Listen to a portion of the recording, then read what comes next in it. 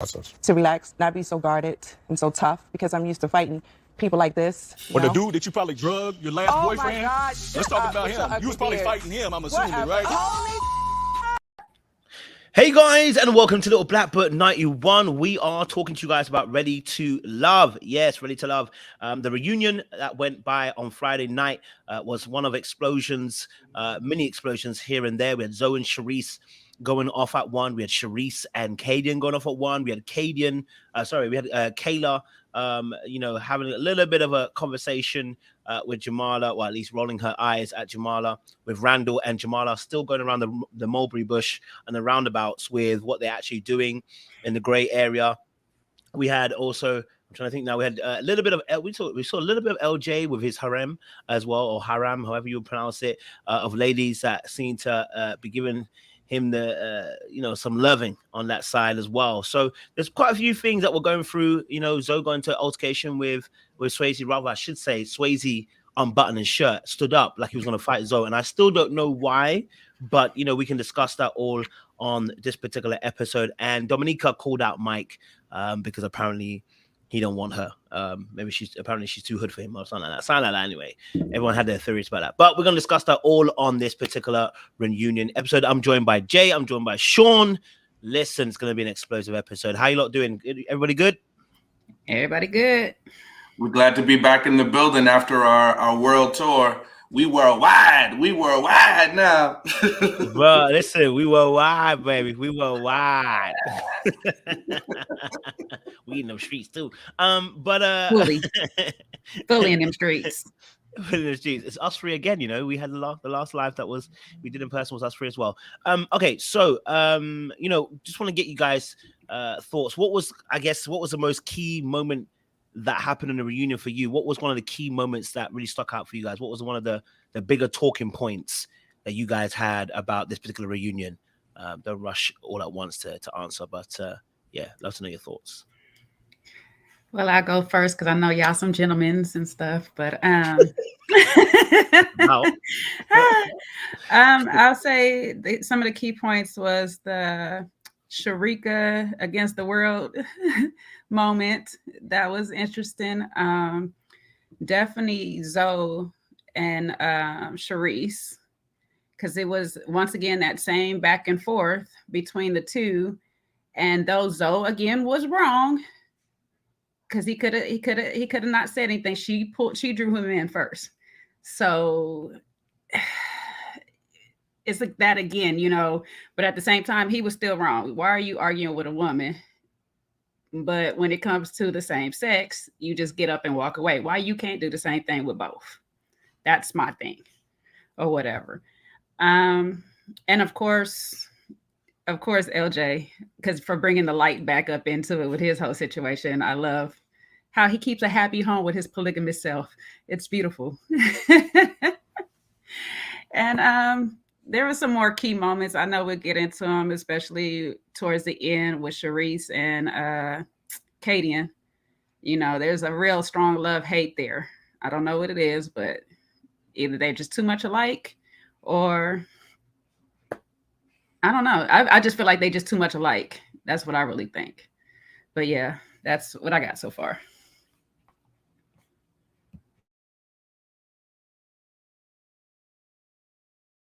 We all on mute. You on mute, Kojo. Sorry, Sean. What was your thoughts? Thank you, guys. What was your thoughts on the key moments on this particular episode as well?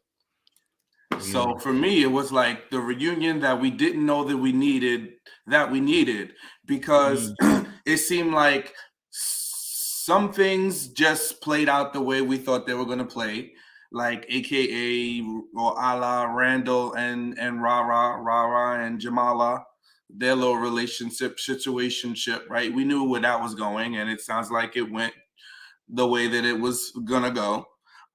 So that was kind of like, okay, did we need a reunion for that? No.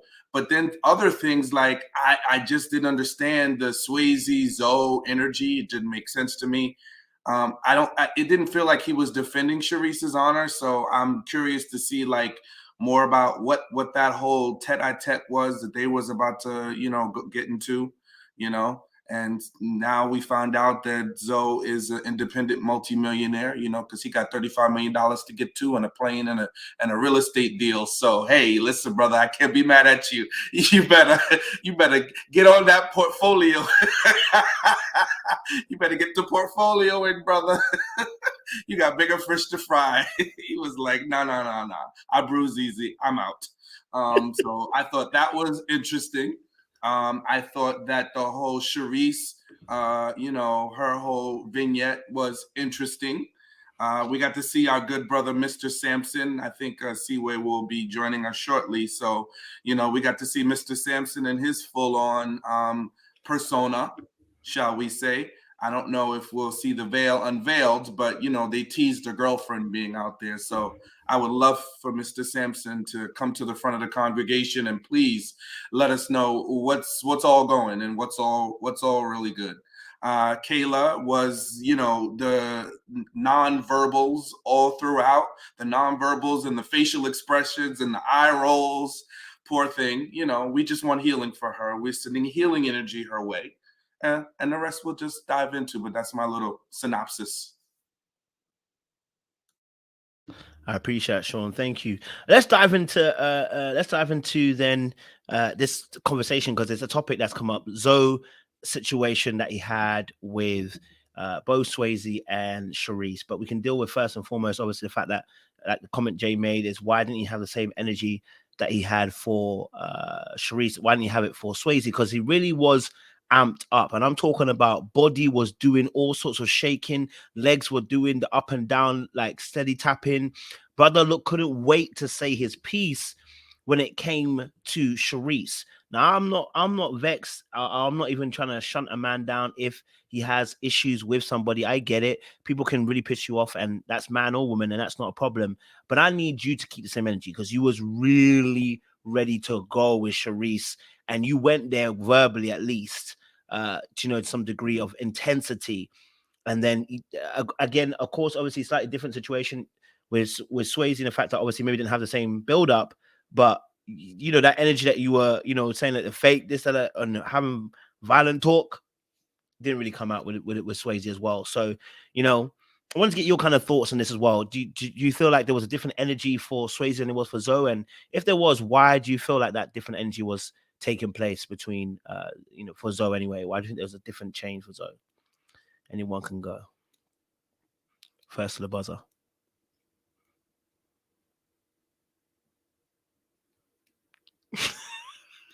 I ain't about to hold up this show playing with Shine. Playing these petty games. No, but yeah, I wish he would have been better and kept that same energy that he had for Zoe, for Charisse, and just paid her no mind. That would have been a lot better look for him in that moment, because that would have called her out even more for calling him out, and he did nothing. But she knew who she was drawing out, and she knew she can get him that easy or whatever. But it was real interesting that you can sit quiet, count on your fingers, count down on your fingers, and then decide that you're going to get up and just walk out when a man approaches you that way. Now, I do get that understanding. If I go there, one of us is going to the hospital, the other one's going to jail. I get that. But that should be the same mentality you should have for a woman, period. Because that's going to be the end result of it regardless. You know what I'm saying? If it has to go to a physical altercation, chances are, most times, she's going to the hospital and you're going to jail. Why would you even want to put yourself in that position? You didn't want to do it with a man. Don't do it with a woman or whatnot. If she's the one calling you out, let her sit there and call you out and look like a fool by herself. You could have said the little bit you said in the beginning just to get your defense off, but you could have shut it there. But you wanted to continue to go back and forth. And what I didn't understand in that moment is how long it played out before Tommy actually said something, because it went 2 rounds. It went the first round, and Tommy reset the room by asking Charisse, what did you learn from it? She said another smart comment back to him. And it started all over again before Tommy even interjected and say, hey, look, you shouldn't even be talking to a lady like that. I get the same playing field when it comes to women. Like, hey, we Black women, you guys shouldn't be addressing yourselves like this on the stage. This is not what the show is set up for. Let's show them real, like, Black girl magic. But at the same time, we need to show them real Black people magic all the way across the board. So tell that brother to chill out, because the conversation is with Sharice right now. Will it get to you? You'll have your moment. Just stay over there right now, sir. And that was all I had to say, because he has to respect you. And if he can't do that, he can get up and walk out, just like he ended up doing. Him and his portfolio. And we can move the hell on. That's real. Sean, what's your thoughts? Yeah, I think there's something called emotional regulation, right? And we talk about it very often, right? And this, and I don't want us to think that, okay, men and women can't have an argument. Yes, but there should be some boundaries, right? And there should be some limitations on what we say to one another. And I think he was just way out of line for going in like that. He could have simply said, you know, I didn't appreciate the fact that you was asking me questions when you really had no genuine interest. You're asking me things that I know you really don't care about. You were being messy, and that's it. And left it at that. And you know, listen, said, hey, you done got into many of things with many of folks, and now you just looking to come at me. You know, I think he should have owned it. He should have actually apologized and been like, you know, I took it too far. I didn't mean to be that, you know, intense with you over something that really wasn't that serious. Because, you know, when he exited stage left and realized what all the consequences, like you mentioned, Jay, right? He started talking about his $35 million portfolio, right? And G-Dub was like, I'm gonna patent that bruise easy. Yeah, because you start thinking about all the consequences, right? When you really see what's on the other side, well, you got to think about that in the same way, right? You know, don't just let the fact that you're intimidated by what somebody could do to you, but how does that reflect on your reputation when you speak so ill of someone, right? And unwarranted to go in that way, right? It shouldn't match. There should be a level of matching, you know, energies when you know, you're in any type of verbal debate. We should match each other's energy. And if my energy goes way crazy, somebody has to de-escalate. And when it's between a man and a woman, I feel like it's on the man to de-escalate if it's gotten to a point that's out of control, right? So definitely don't appreciate that. Was not a good look. I hated the way he fled the scene and started capping about all the things that he needed to do professionally. Cap, and more cap. Because it didn't make sense, because we needed that same energy when you were flying off the handle with Sharice. So that's that. Yeah, I mean, to be honest, I don't know. It was weird because obviously I can get the initial situation with the Paul Cube situation. I think that was, I say I get it, doesn't mean I agree with how he behaved again, but it was just a bit odd, this particular reunion, because obviously, like, time has passed. You know, it's been a few weeks or whatever since this situation happened. Why are we still pressed about the situation to the point we can't contain ourselves, that you're so ready to call her fake with such aggression? I mean, you can still call her fake. Don't get it twisted. You could say, hey, look, I think you're fake. You know, I saw X, Y, and Z. I thought you're fake. But he really was amped up. And I think that's what's concerning for me. But then I also said this as well, like, interestingly enough as well, the reaction of the castmates was quite interesting, because they was like, oh, like, not like, nobody was like saying, whoa, like, yo, that was too much energy from Zoe. Almost as if he did them a favor. I don't know if anyone else saw it that way. Did you guys see that way? How did you interpret maybe the castmates kind of reply on that? Yeah, sure, go for it. Yeah, it just seemed like they, you know, like when you revel in somebody finally getting what you feel like they deserve, you know, Okay. So it was a little bit of immaturity, you know, like, oh, finally, you know, because she, you know, Sharice got to tussling with everybody at a certain point, you know, she had a little, some energy for everybody.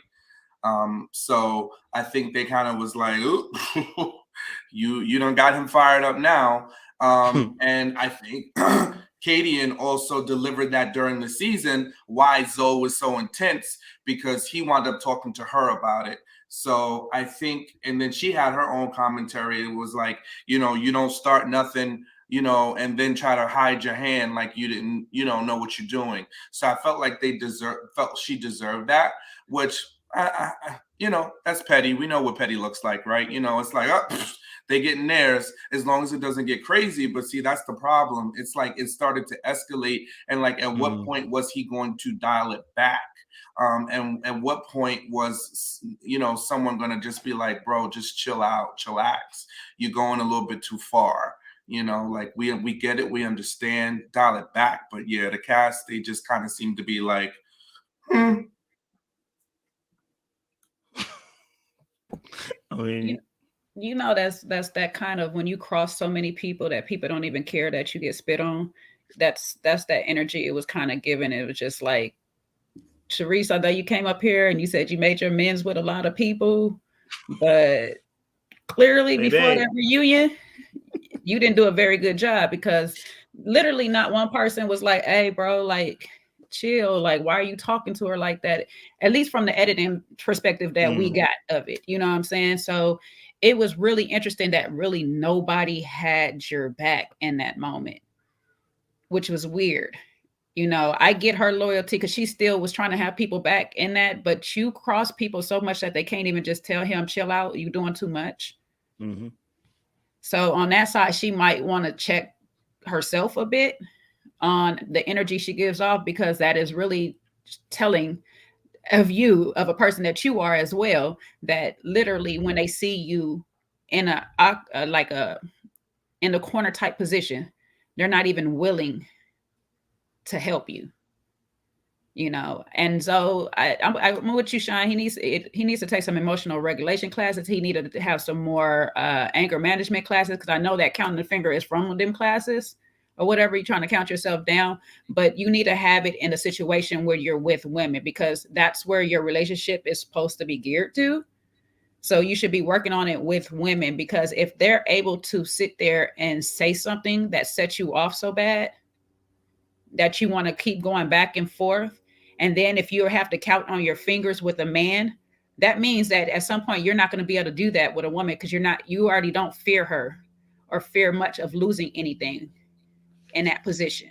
You might want to get that looked at, because that is not going to be very good and conducive for a healthy relationship going forward, because that little thing she says that's been bothering you all week, and now you just up here upside her head for no reason. You got to fix that. We kind of should have seen that as a problem when you give somebody a ring after 7 years and take it back the next day. But it's like, bro, this back and forth that you got for her saying, and when she sat there and said, I called him, you called me. Oh, he was like, you called me the next day after I got voted off to check on me, to check on you. Because we had an altercation does not mean I don't care for you as a person. Mm-hmm. So that makes me fake that because I checked on you. Now, if she gave you some energy that sit there, I know some people just check on you just to be spiteful or whatever the case may be. But that doesn't result in so much as a fake that you keep trying to call her. Just figure out what that energy that you getting from her really is and label it properly if you want to give it a label. But it's not really fake because I check on you after you get voted off, just because I know we had an altercation. Maybe I'm even trying to check to see, hey, I heard what people said. I apologize for my part in it. What you mad you got kicked off a show you really don't want to be on? You had a whole girlfriend. Like, that's true. Why you this mad? You got a $35 million portfolio. This place don't pay you enough. Why you mad? People getting that much money from somewhere else is not going to be mad over little bitty coins. That's just real. That you want to start a whole fight with a woman on national TV? Okay. All right. Listen, and I think this Zoe's energy is different to if it had been, because it's happened once and it's now the second time, and we haven't really seen much of a difference in terms of provocation from Charisse. I think that's the part that is a bit like, come on, bruh. You know what I mean? The situation, from what we can see, doesn't call for the amount of energy that he put into it. I think that's what the biggest thing is. It's not there's a disagreement. I don't have a problem with men and women having disagreements, chopping it up, and sometimes they get into an argument. I think it's a level and the energy that it goes to. I think last season we saw Demetrius and Precious kind of go at it as well. It happens, people. I've got no issue with people that gonna get into a battle sometimes like that. It's just the energy that someone takes into the situation. So yeah, I felt like Zoe was doing a bit too much in that space. Now, there's a key question that some people are asking here, which is, the men. It seems like every season they tend not to defend the women. It sounds like, I think that's what we're kind of seeing on these reunions that happen. I think we saw this with especially DC season. I think it was a whole Naeem Peach conversation. To be honest, I thought the ladies could have handled that. If he's going off on a little bit of a one, I don't think you need the men to get involved, to be honest. But when someone's going off on a hardcore one, I think like Zoe, this one, I think it did need one of the fellas just be like, yo, bro, chill back, brother, chill. It's a lot right now. You've done once already in the bowling alley. We're now on a second term. It's not going to look good. I think you still could have called her out fake, all that kind of stuff. It just didn't need to happen. Now, question is, how did you feel about Tommy? Because that was obviously what was trending. I spoke about it on the channel, but how did you guys see it? Because you might have a different perspective on what you saw. What was your feelings on how Tommy handled that situation and some of the other situations that have been on the show? How's your thoughts? Oh, Shaw's really got his mic open. Go for it, sir. Yeah, I think he definitely, being the moderator, should have said something. Now again, I know I'm ready to love people, and we engage with so many of them and had a blast with them, but they just wear me out with the editing. So I'm just going to put the disclaimer out, because that's something that clearly is an opportunity for us here to make sure we acknowledge. So again, I want it to be heard from me that we don't know if Tommy said something and it was edited out, okay? But if he did not, and it was not edited, then he should have said something. And bigger than that, production, if he did say something, they should have let that stand, right? Because we need to see people standing up when things are getting out of hand. And the whole thing is to moderate relationships, moderate when we're going left. And this was definitely one of those situations that was going left that needed a bit of moderation, right? So definitely feel like ultimately, something should have been said for sure in this instance. In others, potato, because I also have this could be unpopular opinion. You listen, sometimes ladies, you want to step in the ring and you want to gunsling with the fellas and you want to get in there. You don't give us a chance to protect. You don't give us a chance to say, and you want to get in there and go toe to toe with a fella. And then when you get upset and I'm not talking violence, never, ever should a man put his hands on a woman, ever. No reason, nothing. I always feel like a man should de-escalate. However, I do think in other instances, not this particular one, but other instances in the past, whether it was the Precious, Demetrius tete-a-tete, or when Naeem was going back and forth, sometimes the ladies step out front and you want to have slick comments, and then you don't want to hear when the man has a response. It's like the man is just supposed to shut up and not say anything because you've addressed him. No. We can't pick and choose when we are of equal footing. Don't put yourself in a position to not be protected when you step into a position that you don't necessarily have to step into. So I think sometimes ladies equally, and Charisse, this is a bit of the reason why no one really jumped in for her. Again, I'm not making it right. I'm just giving you reasons behind it why it happens is because you're always inserting yourself. It's like insert drama, here you go. If you are always a lightning rod for drama, it's going to be hard for people to step in and protect you.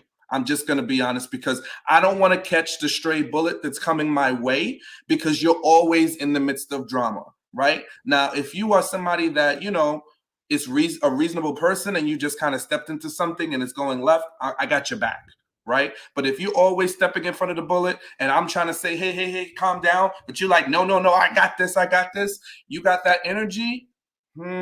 Sometimes you're going to get what comes your way. And again, I'm not talking about Charisse in this moment with Zoe. I'm just saying as a broader thing, because I've heard us talk about the men rarely do things. And I'm giving you a little bit of some of the sub reasons as to why sometimes men may not step in and defend a woman.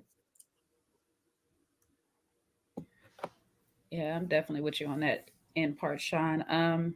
So I look at this in a lot of different ways. As a moderator, when a person has something to say, or they need to give some feedback, or they need to get some insight, sometimes you got to let them say what they have to say. They need not time to get it out. You know, and it could be in a heated discussion back and forth or whatever, males with men with women, whatever the case may be. You know, women on women, men on men. Sometimes we need that little time to get it out, say what we need to say, and so we can clear the air properly. Now, there have been times where Tommy has sat back and really haven't said nothing, especially when it's men against women. When you look back over the time, soon as women to women jump up, he shut it down. I get it. You know, you don't want us to present ourselves as Black women a certain way on the TV. I also get that you're a man. You ain't really trying to hear women argue all day long. Men don't really care for it. I get it. But those women don't even get a chance half the time to get what they need to get out, unless it's editing. But half the time they don't need to get what they need to get out before he cuts it off. And in this particular case with Zoe and Charisse, Zoe was not getting anything out, but you're fake, you're fake, you're fake, you're fake. If he was saying some stuff as to why he feels she was fake, I would say, okay, continue. But after the second, third fake, okay, bro, shut it down. She's fake. Okay, let's move on. And then to sit here and ask her a question and it start back up again, and you're still kind of slow to react on that one. So that's where I see probably where a lot of people have the problem, because it's not an easy place to be up in the middle of a whole bunch of other people beef and letting them get it out and say what they need to be said, say what needs to be said without, you know, having to break it up every 5 seconds. But if you hear a person just constantly saying the same thing over, okay, you're finished. Let me stop here. You're done. And that's all he needed to do in that moment. After the second fake, you're fake. You don't have anything else to say. Okay, moving on. Let me get control of this. Is my show. In the ladies' lounge, he does the same thing. You shut it down real quick, but the men can go back and forth all they want. Now that just, like I said, it might just be a man thing where Tommy is just like, I don't want to hear women arguing. I don't want to hear fighting. I just don't like it. I get it. But shut it down in the men's lounge too, because some of us don't want to see men fighting and all this stuff like that, especially our Black men. So shut that down there too. Keep the same energy. And that's all I really ask in this. Or let's bring a woman up there so we can keep some balance. So where she feels like the woman is not really saying what needs to be said and getting their point across, she could shut their thing down and you could shut the men down. That might help. Yeah, I think both of you kind of just literally hit the nail on the head with this situation. I just think to myself, like you just mentioned as well, last part that Jay said about even in the women's lounge, I've noticed he does let the woman know, listen, hey, look, you know, we're kind of going a bit. And I personally, just from what I've observed, and just for the show, I'm not talking about in general, for the show, the women tend to have better points when they're coming at each other. And I don't understand why you're shutting it down. They be coming up with some real points. I'm like, yeah, hit her with that one, girl. Hit her with that one too. I want to hear what you got to say, what she got to say back. And he oftentimes shuts down those conversations. He did it on the reunion as well. I can't remember who was arguing. I mean, of course, Caden and Sharice one. Yeah, that one needs to be shut down. That needs to be shut down earlier. You know, of course, as soon as she stood up and said, "I'm gonna slap you," people got involved, and yeah, that was it. Shut down, not a problem. But I felt like I just felt like, you know, bro, like we just needed Tommy just to like you were saying, Jay, there in that moment. If someone's keep repeating one word that they're fake without no real explanation, it's really you're wasting our time. Like you're not actually adding to that conversation.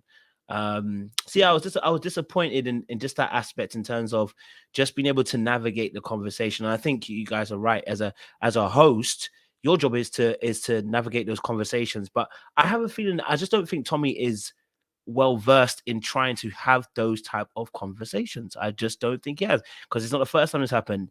When the ladies were kind of, I wouldn't say going at it, but they were kind of going at it when it was Camille's season. The ladies came in pissed. They were so angry this time. And the ladies all came and sat down, and it was Camille, Zadia versus Aisha, da-da-da-da-da-da. And actually, rather than just like kind of letting them kind of vent the frustration and say, actually, okay, you talk, get your frustration out. You talk, get your frustration out. What is actual issues and navigating the conversation? He was like, I don't want to hear none of this. Y'all doing too much, basically. Shut down the whole thing. And all that does is it creates more frustration that maybe you won't see, but it happens later on because we're not dealing with the actual issue. And I think that's the biggest thing for me in that aspect as well. It's like, you can't put it underneath the carpet. These people got real issues, and you actually could help, you know, provide better context for some of the reasons why people are going through these things, and actually help, you know, maybe soothe some of those wounds. One question we didn't hear was, Zoe, why are you actually frustrated at Sharice? You keep calling her fake. Why? What is it that you call, you know, explain to us so we get an understanding. All we're hearing is fake, fake, fake, fake. And that's it. So, you know, I don't know if anyone wants to chime back in again. You go for it, Sean. Yeah, I would say if anybody is a fan of some of the housewives, like Andy Cohen is getting a lot of flack for his involvement in some of the reunions and how he picks and chooses and sometimes doesn't highlight issues or sometimes allows certain people's comments to fly. And, you know, I got to be honest, I'm feeling a little bit of the same way when it comes to Tommy. It's like it might be a little bit of the ego where he feels like you know, this is Ready to Love is his thing, or I don't know what his, you know, what skin in the game he has when it comes to Ready to Love, but he may feel because he has forged bonds with the cast along the way that he needs to be the one plunk into the reunion. I know he didn't host one when Tanika Ray did it. Yeah.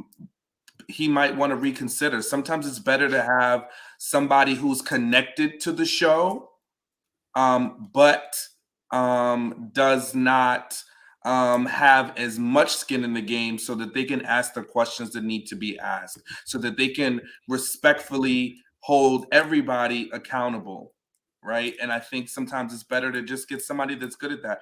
I think it's always hard. The hosts always have a good time because Kevin Frazier damn sure gets on my nerves on Married at First Sight. He can go somewhere with him too. Like, he just aggravates the living hell out of me. I'm sorry. So it's hard to find that good person. I mean, I'm sure we're going to complain and nitpick anybody that gets up there that don't do what we want to do. But I think they should mix it up, you know, mix it up, maybe add someone else. I heard a couple of options like that. Listen, Kojo, you getting votes, you know, fly you in. Bring you in. Bring somebody who watches the show, who's an avid watcher, who can ask the questions that need to be asked and do the job that needs to be done. Because Tommy and all his pontifications, God bless him, but sometimes that's not, I don't need Tommy the personality. I want to find out, what is we doing? How do we come through an 8-week process and Rara and Jamala is worse off than they were 8 weeks ago? Like, how is we still dating when we were supposed to be ready to love and we chose each other and gave roses, right? So we want to get into that. What does turbulence mean? You know, like, so I think, yes, we do need somebody to do it a little bit better and mix it up. I agree 100%. You know, if I was to ever do it, I'd need a co-host. I would need somebody who's lighter than me. Somebody who could, because I'm going to ask those deep questions, it's going to get real deep. People are probably get pissed. I think that person is going to ask that question that's going to make it funny and just kind of lift it up again. You know what I mean? So that we can just get that balance on the reunion. You know, because I know some people, a lot of us will love it, but I think other people who watch the show who don't watch it for that particular deep analysis will probably be frustrated by it. So I think maybe a second person also who could ask maybe some, some other light questions, you know what I mean, that we can bounce off, that'll make a perfect combination, and then that would just take the show to that next level. Do you know what I mean? So that you got that good balance, you know, so you can have a laugh and at the same time get a understanding. Yeah, so I definitely hear that. Jay, did you want to add anything else? No, I think Sean said most of it perfectly, because I started thinking about Nikki when she joined Housewives and being a super fan or whatever. She was just really getting to it. Like, no, we're gonna cut the BS and let's get to it and stuff. And even with Carlos King, because he is such a hands-on producer with it, he gets down to let's Carson fix did an this. amazing job. The last one was amazing. Yeah, it was just like, let's fix this though. Let's get to a place where we can at least still do business together. And I know Tommy is not going to do business with these people anymore in that same regard, but you are the host and you are like in these lounges with these men. So you do spend some time with them. So it's like, you should be a bit more familiar to be like, why is this even happening? Why do I see this tension between y'all? Why do I feel like this when I step in this room? You know, because I brought you guys together for love. Mm-hmm. At least we should have a loving understanding once we leave this place more so. And as we've getting into these later years, the cast has been more and more divided. You know, those casts of even the Houston cast and the resort cast, it's like those, for the most part, those people are still like tight and connecting with each other. And I do see Miami trying to have that bond with each other, especially with these interviews, because they do tread lightly and speak light of each other, you know, for the most part. But there was a divide that was starting to happen. And that's not really good for our people. Like, on a real note, like, we're trying to reunite each other and we're trying to get better in a better place of loving each other and stuff. We're already divided by everything else in the world. That's not to have a TV show that's supposed to bring us to love one another, start tearing us apart now. So I think another host coming in, a super fan coming in, helping co-host, something else should be introduced, you know, and that'll also give Tommy some time to just recover and recruit, get yourself in a better position, because I understand that some of the stresses that these people are going through, you really don't want to deal with that. Yep. You don't, your health don't want to deal with that. So that'll give you a little time. You still be the face. You still show up in the lounges. You still do what you got to do. But let somebody else watch these episodes beforehand and get to the real issues. I'm definitely hearing that. I definitely hear you both. I think if we can allow, I think we should let Tommy just focus on the show and then get someone else in just to do the reunions. You know, someone said Funky Deneva. I think he's great as well. He's funny, but he asks them questions that are gonna get, straight to the point. So that would be amazing to have someone like that who can get it. Carlos King was I watched Love and Marriage DC. Out of all the reunions I've ever watched, he was asking questions that, but listen, I was like, ooh, I don't know if I would ask that question. Like, he was asking all the questions that you'd probably see on Twitter or whatever. They've said this, they've said that. There are rumors going around saying that, Winter, you had receipts on this. Like, they really got to the heart of Love and Marriage DC. He went in, Carlos, when it went to, and that's what we want. Listen, it can be entertainment, but it also can be, you can keep it classy too.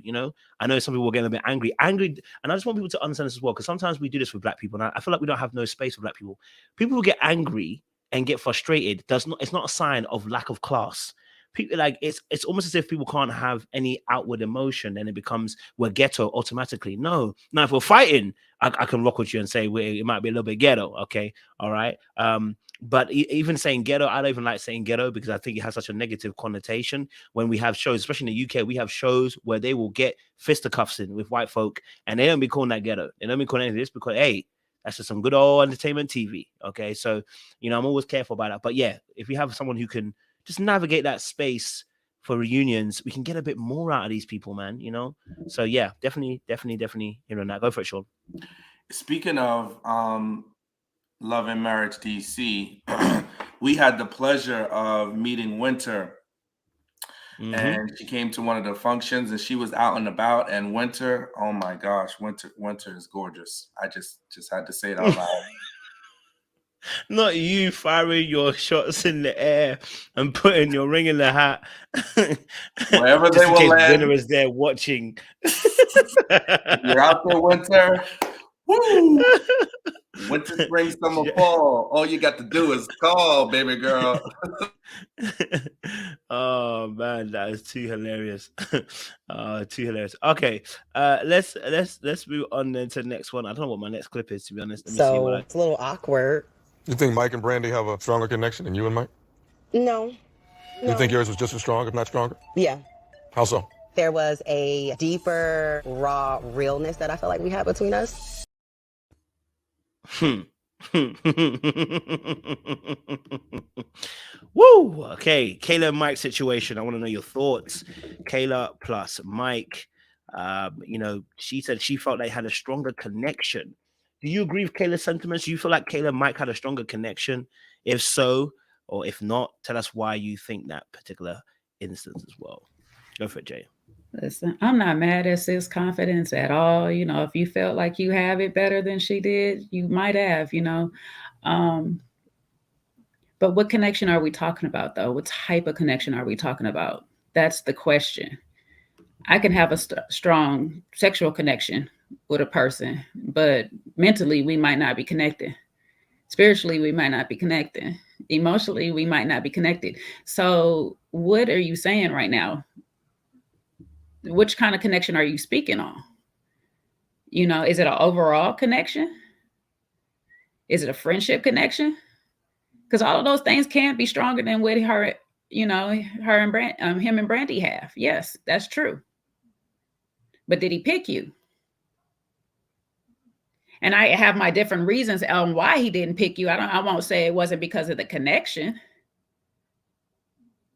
but something for him with you totally wasn't connecting to say, you know what, this is going to be my choice. As good of a woman you are, as strong of a woman you are, as smart of a woman you are, as connected you were with him, it kind of means nothing. If he don't choose you, I don't know what to tell you. You can sit here and try to save face by being as strong and positive as you want to be in front of them, because you don't want nobody to see you be vulnerable or weak, because we know that is a pursuit of yours that is lacking. And I'm not, being vulnerable is not a weakness. Let me first say that real quick. So for whatever reason that you're closed off and you don't want to be in that space where somebody actually sees you not happy with a situation, to a real, you can actually show that emotion. It's okay. If you don't want to do that, that means that you're going to have a hard time in a relationship anyway. So you might want to work on that a bit or whatnot, because maybe that was what was lacking for your connection as well. Maybe he wants to see you more vulnerable. Maybe he doesn't want to work so hard to see your softer side. Ask yourself those questions and figure it out. And you're still coming at the women when it's the men who you were supposed to be going for that didn't choose you. So why are you mad at your competition, so to speak, in this arena, when it's not even them? When you're so confident in yourself, you're so proud about yourself, why are you worried about these women so much that you keep having secret dags at them? You're sitting here, they're talking to Brandi about, did she see the connection between you and Mike or whatever? She's saying yes, and you over here talking about, why am I here? Heather, you signed up for a show. You're in this trio, this love triangle and stuff like that. What do you mean, why am I here? When the spotlight is not on you, you seem to have a problem. Every time it's not on you, you have a problem. And so I don't even know what the issue is or whatever. Is it Brandi? Is it really Mike? And you're saying, I don't like Kayla. It's not that I don't like Kayla. I like her a lot. I love her confidence. I love her beauty. I love her dark chocolate skin. She reminds me of my sister. Literally, if I would show y'all a picture of my sister, Kayla, and them almost look similar. So I like her a lot. What I don't like is the way that she is coming at the women or whatnot. That's what I don't like. They have nothing to do with you. Now, if they said some stuff to you, I take back whatever, you got to defend yourself, whatever the case may be. But you seem to be at Jamala and you seem to be at Brandi very strong when it's those men that didn't give you the answer, that didn't make you feel secure and make you feel some type of way to say, you know what, I choose you or I choose him. And that's what the problem I have. Now, Mike, on the other hand, bruh, you still playing games. You know what I'm saying? So what are we doing up here? You want to act like you didn't have a connection with Kayla in front of everybody. You put it all on Brandi and everything like that.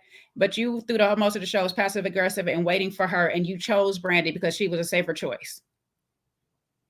We're going to just be honest right there. You had a connection with her, but you wanted to have something more with Kayla, but Kayla did not. That whole incident of kissing people, being connected to other people, you said it yourself. Oh, she was just like me. She had more connections. So that lets me know that you did not choose Brandi for the right reasons.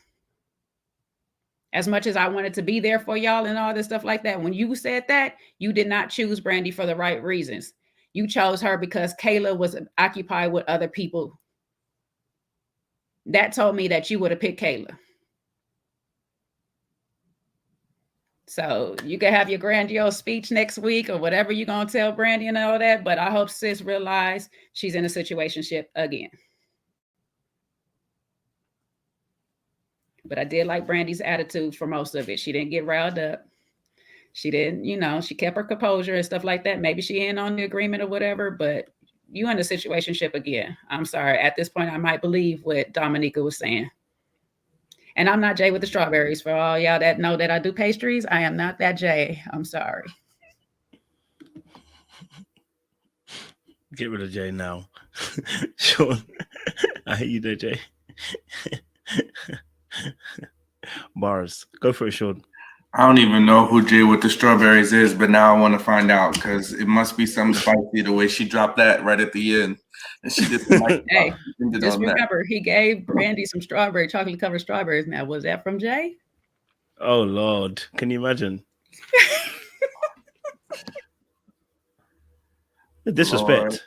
Lord help us all, Jesus. I done lost my train of thought. Oh, okay. So yeah, listen. I agree 100% with what Jay was sharing. I feel like, how you can look at somebody and you can see, oh, they're so beautiful, they're so smart, they have so much potential, but they don't even know it.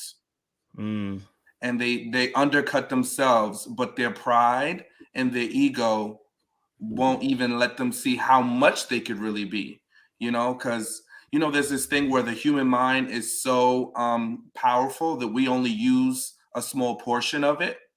And I feel like there's a part of Kayla that she doesn't even realize what she could get, but she's so busy being concerned with being chosen or being concerned with the fact that he's giving her some attention or Randall is talking to her. But what is your end goal, right? What do you think your worth is? Forget about what they're doing.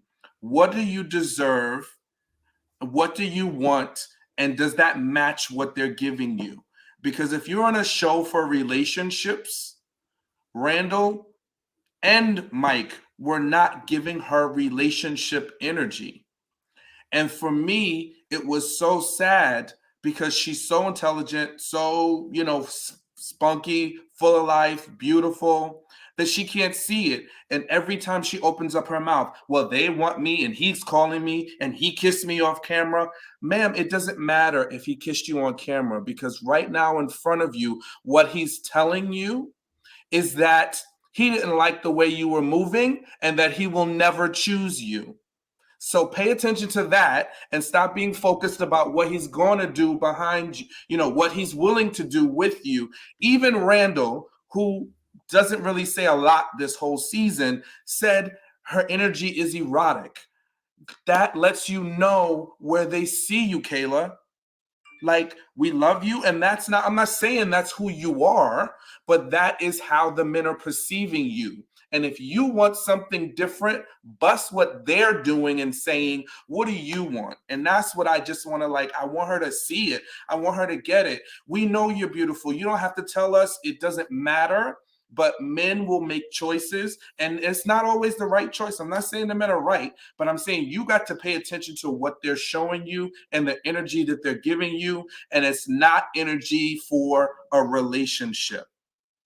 And the other sad part about it is, and I feel bad for Brandi and J.U. Pendant, right? She in another situationship where she done ran away from it. Hence, listen, guys, that's why we said it's a red flag that Brandi has not been in relationships, because it's going to be very difficult for her to spot a real one when a real one comes her way. And she's going to gravitate. We often gravitate to what we know, unless we do some drastic work to redirect. And I'll end it there. And what's up, Seaway? Seaway. Yes, bro, that was bars. I'm definitely hearing you on that, bro. Well preached there. Seaway, we're talking about obviously Kayla and Mike situation. And she said obviously that she felt her connection with Mike was much stronger than it was with Brandi. And so we're just kind of talking a little bit about that, what your thoughts were in terms of what she said, and talking about that situation as a whole.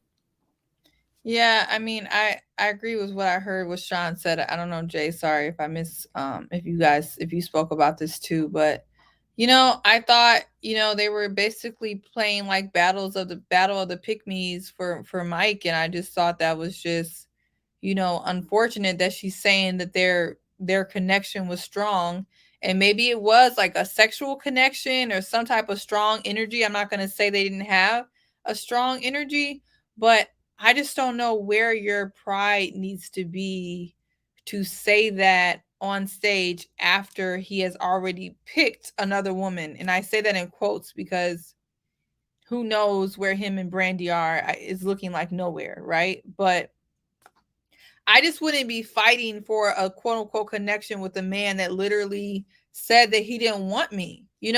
I mean, I just don't know what she would be trying to prove. I literally would have some grace about it and be done with it, But I'm also a bit confused by Kayla. She comes off in many ways as like put together and smart and intelligent, and sometimes emotionally intelligent, but then she comes off as not emotionally intelligent and gives pick me and gives desperate but confident. I literally don't understand like what's going on, but I just send her healing energy. I send her healing energy because she could really bag somebody a lot better. I'm not going to talk about his baggage and lack thereof. I don't want to trigger nobody, but she can definitely bag somebody with less to him, than Mike. So I wouldn't be tussling about this situation, honestly. No shade to Mike, but she's at a different stage in her life. She's at her early stage in her life. She literally could be on her Kojo right now, living her best life, trying to wait it out to find the best prize. All right. At 30, 31, the world is hers. The world is her oyster. She's beautiful. She's smart, on books wise. I'm not going to talk about life wise.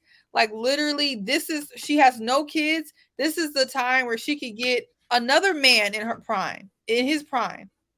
That should be her focus. None of the men on this show were in their prime and without baggage. She should have walked off gracefully. There was nobody literally there that she literally could shoot for the stars. She's the one that Kevin Samuels used to talk about. Like she's the one that could battle with the people that these people want on their wish list. And instead she's battling for Mike, who's already, So if Kayla sees this as honestly a compliment, girl, you could be doing a lot better. And I think as women, sometimes we get caught up in winning. And from interacting with the Ready to Love cast, I'm starting to see maybe that's what people get sucked into. Your default is you want to win. You want to be the baddest. You want to stay to the end. And I think that starts to skew what you really want. Because if she really got him, I think she would realize that this is not the prize. It's not the end of the rainbow that she really wants. So we've all been there, but yeah, no, yeah, I think I say yeah, no, yes. I love that point as well. I think, just on the back of all three of you, I've kind of, eloquently put across different perspectives on this as well, different spins, and I agree with all three of you. To be honest, I mean, I'm looking at the situation, and Mike has got two women, on either side of him. He chose Brandi. We know why he chose Brandi. He felt like she was going to be less of work, which, hey, I'm not mad at him for choosing that. I just think that, but the other part is obviously with the Kayla situation, she believes her connection with Mike was stronger. And I'm like, okay, but he didn't choose you. So if I didn't get chosen, I'm not really trying to say to somebody, it's not a flex for me to say, you know what, me and that girl had a stronger connection, but she chose another man. That's embarrassment. You know what I'm saying? Even if unless my objective was to sleep with you, and that's all I wanted, I've lost. So this doesn't even make sense for me to even boast about this. If I really wanted a relationship from that girl, and even if, let's quote unquote, I say I slept with a girl, I'd still be losing technically, because what I actually wanted, I didn't get. Someone else got it. So there's no flex in there for me to say the relationship was stronger, or connection for me was stronger in that respect. So, I would have just kept it, beautiful. But like, no, do you know what? I think we had a connection, but, and I respect the fact that they chose the other person and kept it moving. I would have kept it mad respectful, because anything else just looks like a hatergade, looks like bitterness. Looks like, you're suffering on your side. I don't want to give you any smoke or any energy that's gonna make you feel that way. I want to let you know, listen, I respect the fact you made a choice and I appreciate it. We had a connection, just like we had a connection with other people, and it was cool, So the fact that she's so bent tight on it tells me there's probably a bit more in terms of, I think we've mentioned it before, ego. Because remember, it's not Mike the only connection she had Randall too, and the same energy she's given to the Mike situation in terms of Brandi is also the same energy she's given Jamala. And you probably will see that in part 2 a bit more, guys. Sorry, my bad. I'm kind of speaking ahead of time, but you'll see in part 2, it's the same energy. It's the same I'm better than you energy. And yo, like, you know what? Like, and so, yeah, the point that someone said about, I don't know why I'm here kind of situation. It's like, yeah, there's an ego with Kayla. And I think I don't think I've seen an ego so big that blinds somebody for so long on the show. Not saying we haven't had some egos. We've had some egos, but this one here, in terms of making the person blind, is, yeah, it's a lot, Yes, just go for it, Sean. Yeah, I was gonna say, and a couple of things also stood out to me too. And she's a little braggadocious, right? Because another thing I noticed is that, she took on this air of she's going to educate Mike and talk to him about Pinot Grigio, and I'm going to educate him on all these wines. And really, it does take a certain kind of man to be open to that.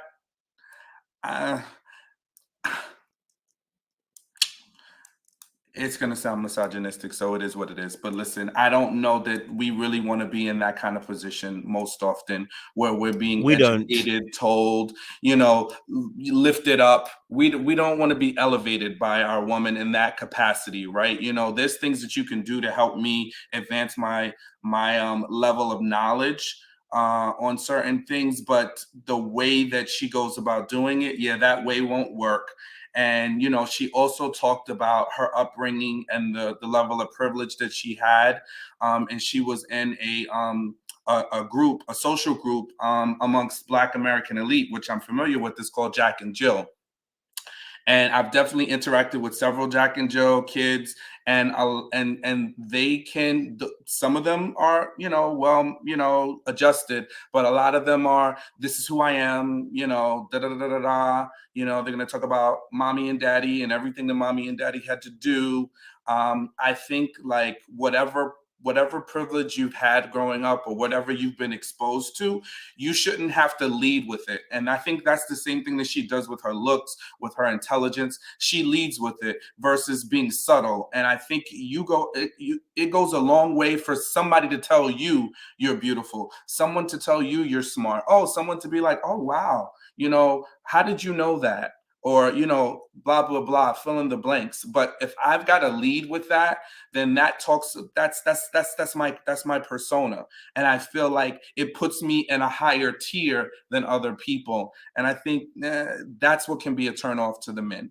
And as much as her looks will get her into the room, will get her entree into the circle, quote unquote, it doesn't always get you the results that you want to have. Humility gets you much, much longer, get you a much longer way. Love that. Yes, humility does get you a long way, indeed, as well. Any other additions onto that particular aspect in terms of Mike and Kayla? No? See, you got anything to add? No? Okay, I think there was a second clip that I didn't get to play with the Mike Kayla situation. Or maybe it might be Randall and her situation. Let me just see. Two alike. Why does that create a problem, though? Because she has hella options just like me. Yeah, it ain't happening, man. Everybody in the group, were you all surprised at Mike's decision? Brandi over Kayla? I wasn't surprised at all. Not surprised at all? Mm-mm. I love it. I'm always rooting for love. I want to know, before we get to the Dominica part, Mike said, obviously, he ain't choose Kayla because she had hella options. Sean, why are you pulling your mouth like that? Is that a bad thing? That he said he doesn't want to choose her because she had hella options? What is that? Why is it bad? Explain to us why it's bad, sir. First, it's an undercut at Brandi because it kind of implies that Brandi doesn't have the options. But, it's like when you say something without having to say it. So then how about I had a better connection and I really liked Brandi, or I felt like we were better aligned, but because she has hella options, that's saying like you didn't want to compete. You felt like and then he said, she's like me. I have hella options. She has hella options. Yeah, all of that wasn't good. All right. Ladies, when you hear this, what do you hear? What do you hear? Go for it, Siwe. It's giving low-hanging fruit. Giving low-hanging fruit, unfortunately. I'm not calling Brandi low-hanging fruit because I think she seems like a dope person, but the fact that he opened up his mouth and said that, but it's not confusing because I think he was confused. He was intimidated by her looks.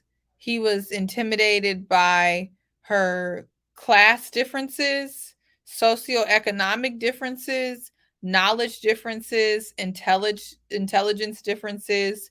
And Mike is very aware that he would be kind of shooting, he'd be shooting above where he normally be shooting. And so he didn't want to go there. He knew that Kayla would be a little bit beyond his reach in real life, and he didn't want to play himself. But what he should have did, there's nothing wrong with getting with someone who you have more in common with, but don't make her feel like a safe bet, Like maybe he had more in common with Brandi. He kind of looked like he did in many ways. He should have just focused on that. But instead, he just wants to be like, nah, low-key, Kayla was too good for me and had too many options, so I went with Brandi. I mean, that just sounds horrible. It sounds horrible. When in reality, I think he actually kind of liked Brandi more, which is fine. Like, it literally is fine. But it's like he doesn't, sometimes men don't know how to, no, I'm not even going to say men because I don't want to start that. Sometimes people just don't know how to say things. And he clearly, that was one of the things he could have just kept to himself. You know what I mean? He needs to say that.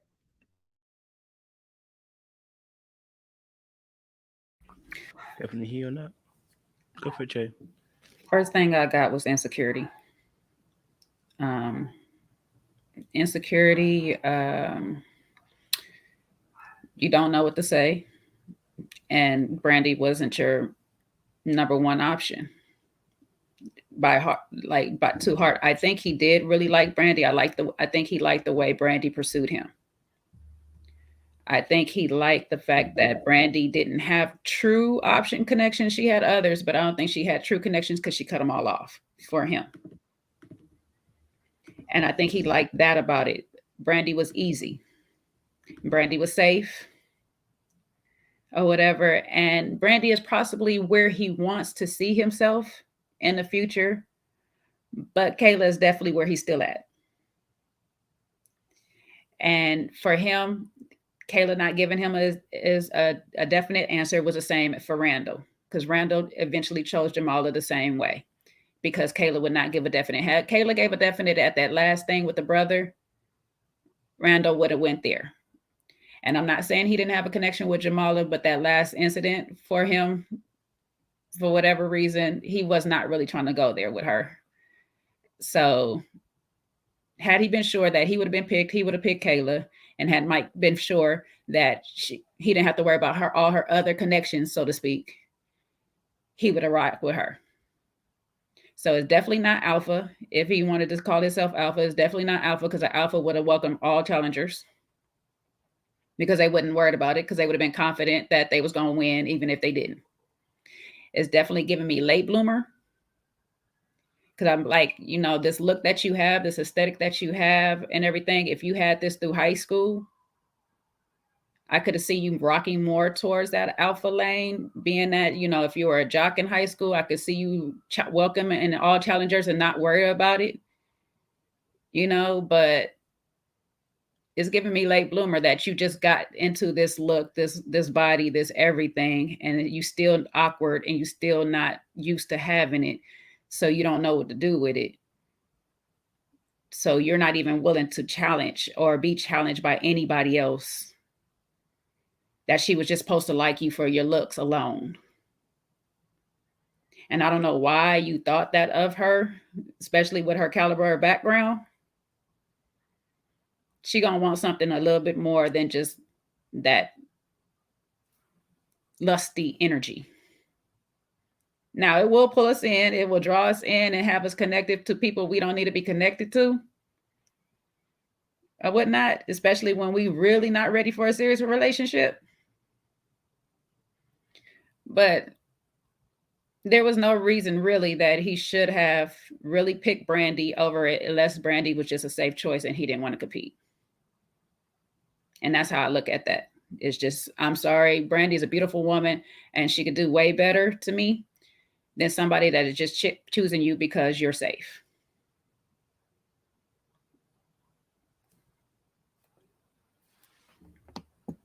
Appreciate it. Yep. Yep. Safe option. You know, it's just not the right option, is it really? You know, you don't want to choose someone who's safe, do you, ladies? You know what I mean? You don't want to do that. You don't want to choose someone just because, you know what, they can No. do. I No, don't you know, you know. Don't try it. I knew you was gonna try it. I knew you was gonna try it. I know you was gonna try it. I seen that smile on your face, okay? Jay and I did not get roped into this yesterday. And yes, he tried. He's trying it. He's trying it, but it ain't about to happen, okay? Oh, y'all we're very listen. We're very disinterested in this conversation.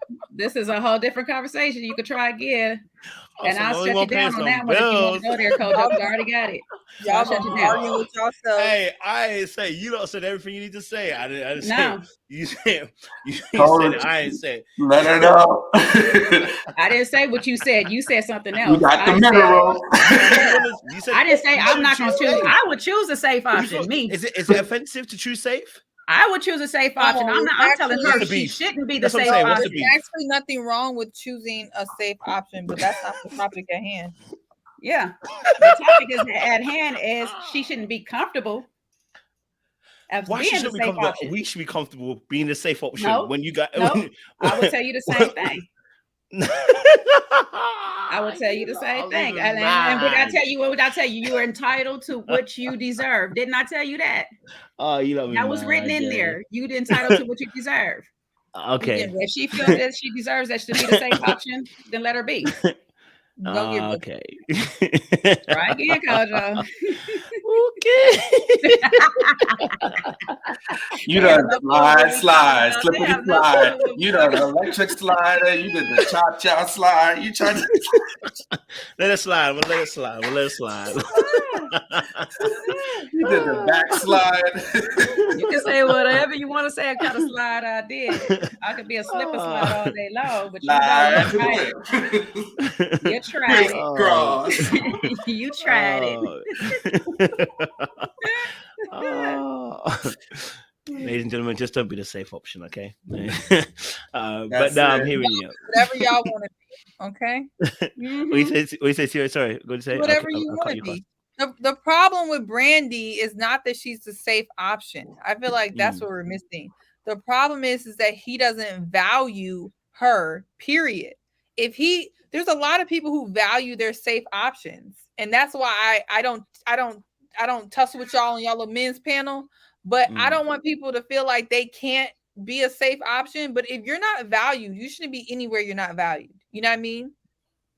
Some people are risk averse, right? So people who are risk averse may like a more safer choice. Some people like a little something feisty. They want to tussle their whole life until they 6 feet under. They may like somebody who's a bit of a risk, but either way, you have to be valued. He doesn't value Brandi. When in reality, I don't even think Brandi's a safe option. I think Brandi's a more familiar option. I think Brandi also can do a little better, but he doesn't value neither one. He doesn't value his risk. He doesn't value his safety or familiarity. He doesn't value either one. And I think, but I mean, if he gets married and he says, "Listen, hey, this is a safe option I went for," if they get married, y'all should accept it and be like, "That's cool," because if they get married, you can say 5 years later, I really was I'm in love with Kayla in the beginning, but then I grew to love you, Brandi. It's because not my relationship. I how gotta well defend. you cook and how good you take care of my children. And I bet you, Brandi, all of that. The vibe I get for Brandi is that she would be okay with that. And there's plenty of people out here that are okay with that. And that's the only point. That's the only pushback I have. I can't tell you two how to feel, but you don't want a blanket statement. I can't tell Brandi, don't you dare be okay in your marriage because he told you he grew to love you. What I look like? Maybe she's okay with that. Maybe she's okay that he grew to love her. I don't know if I would be okay with that. I'm not sure. I think maybe with my personality, that would be a bit of a hard pill to swallow for me. But I think there's plenty other people who may not feel that way. You know what I'm saying? So that's all I'm saying. No, she looked quite content up there on that stage, giving no pushback to nobody. She's really content with a little bit of nothing. So I definitely can't tell her what to do because I wouldn't be content with the little crumbs she getting, but And I gotta remember what her situation. She's comfortable in situationship. She's in her comfort zone. What you want me to do? Shit, she ain't ready to love. I don't know what to tell you. You are spinning. Ain't no spin, baby. Ain't no spin. Because if I want to, she made it a whole 360 and said, "As long as she's good, I'm good." No, baby, that's not how you started. That's not how you started. That's how I started. I've been consistent. That's not how you started, baby. That's not how you started. You came out Mike, and I agree with you for coming up Mike. You started out by saying that Mike didn't even value her. How do we know he doesn't value her? He doesn't seem to value her because he hasn't even elected to be with her after all this time. He's okay with her. That yet. This is the that vibe I said on the show. You can't fill in blanks that are not been said. Just what you said to me yesterday. You can't fill in blanks that have not been said. So what you saying now? No. I won't push you up on the fence about that one. You're right. Because y'all were pulling stuff out of butt crack. I won't do the same. I'm gonna go ahead and I'm gonna wait. You're right. Okay, so it was our little men's panel for me. That's what I want. I want us to talk about that because Trey Mack, so wonderfully called that out. It's the words for me. It's our little men's panel. So we see you, baby girl. We see you tonight. We see you tonight. The light is looking good. You're looking beautiful, but we see what you're doing. And you ain't gonna do it to The us. moral of the story is male egos are fragile, so tread lightly and please don't share on social media. Jay, don't play in my face, Jay. Do not play in my face, Jay. Gather you up with a Okay, phone. Cedric, I wish, don't put it on I social wish media. a man Don't put it on social would media. write Okay, a post don't like tell us that. That you And would he would get think of him with barbecued, nothing more as than a friend Cherise when y'all says. started, He because would he get don't have a barbecued. now. Just don't do it. Lie, lie, lie, lie, lie. Lie. Okay. Don't worry, So we that got means him. we're we got right him, Sean. then. That We got means him, we're Sean. right. Don't worry. We got him, Sean. Don't worry about it. That's We got it. him. That's We got okay. him. Lie, lady. Ladies have a hard time conceding when they're This is wrong. what I You missed know, about Atlanta that's right okay. here, because this That's because hurts. 80% they're right and 20% we're wrong. Thank you, Phil. Thank you, Phil. I will Thank never you, forgive Phil for that. I will never forgive Phil for that. I Phil, will if you're never. watching this, you'll never forgive him for that comment. I Phil don't care. is still processing. But you know what? Still processing. The ladies love Back in Phil. Atlanta with that one, bro. The ladies love Phil. Why is that? Because LLP. he knows. No, because that panda comment he made, that comment he made in Atlanta was full of pandering. Yeah, until y'all ready to throw the man under the bus, until he is disagreeing with you, and then we'll be barbecued again. So trust, it's a short-lived life. Phil can do no wrong. Okay, put some respect Okay, on him. I'll remind you of that. Put some respect But we didn't on bring it Phil's out. name, okay? I Love can say Phil, man. ATL was and stuff. Thank you, Phil. Oh, he's No never for Phil forgiving for that. slander will be tolerated today. No, it's no Amen. slander. That's our boy.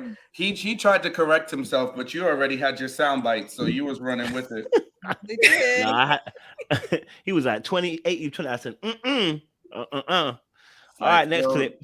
Tread lightly. Be careful, because anything you say, they're gonna run it till they can't run no more. My next clip. And so forth. So you guys are dating each other, but also dating other people. Is that safe to say that? Sure. Sure? Yeah, it's not dating exclusively anymore, from what I hear. Wait, from what she heard, I need to know what Jamala heard, because I need to LJ know giving why out she went. classes. Let's see where you look like you're ready for it. Go for it, Siwe. I don't know what's going on with Jamala. Yeah, like if we're gonna give a disclaimer, it's don't be a Jamala. Don't be a Jamala. She literally is taking scraps. Like, this is embarrassing. Like, I don't understand why she's not embarrassed. I just don't get it. What is this? So she heard that they were single, that they were seeing other people, but they communicate every day. Like, that was like an oxymoron. I didn't understand that. That was just so weird. That was just so weird. Men, love your daughters. Okay. They're communicating, but they ain't having conversations. Obviously, you know. I don't know. Sign language. They sending bat signals. They don't speak the same language. Okay, clearly, like over. This is all over. Rah. Is this what we sending bat signals over? Seriously? Do y'all know how many men are out here in this world? Not enough, obviously. No, it's there's many as you got to just let your mind expand, open up your horizons. Don't do this. I almost said something bad. I'm glad. Let me see. Wait, hush. Jesus Christ. It's the delusion of it all. It's the I'm not gonna give you much more than I gave you all season long of it all. I'm not gonna answer no questions still. Like, or what are we doing? We're already here. We're some months after you guys walked away from each other, and we still don't know what we are. I can't, and he still can't give you no real answer. He's still talking to everybody else, but including you, and you are okay with this apparently because you just found out about it. So you say, but you guys are so far apart. that tells me that you haven't just found out about this. And you're working through this turbulence that was at the end of the show. So why are we even still working? Let's just say we're not even together. That would have been better. You know, we gave it a shot. I couldn't get past some things that she did. He showed me some signs of him I didn't like anymore, you know, and it is what it is. But for you both to be sitting here playing like y'all don't know that y'all don't talk to each other. Y'all don't talk to each other. He seemed to be having more conversation with other people on the show than he is with you. And I know we'll get into that next week because there was a couple of people that was speaking up by the end of this section about him, saying that he don't even claim her and all this stuff like that. So it's like, stop making yourself look like a fool for this man, please. Because he's still not giving you no real answer. But I kind of said it last week when she even gave her feedback to him out on the Brit situation. You bring out some things in me I don't like. So why would you want to be with somebody that brings out parts of you that you don't like? Which is your insecurities, your jealousy, these type of things. Like if they can't respect you enough when you in public or whatever, and know he was not having somebody's touch all on his scrutums, because you was exaggerating the hell out of that one. That was extra. But if he don't show you what you need in public, stop chasing him. Because I'm gonna keep saying it. If you deserve something, if you have a list of things that you deserve, stay by your list then. I don't say like have you a super long rigid list that you can't alter and change because we're not perfect. But if you got some things that are hardcore that's on your list, stay on your list. Sean got some things that's hardcore on his list that he stays to his list. I got some things that's hardcore on my list that I stay to my list. Y'all both got some things on your list that is just like no deal breaker, period.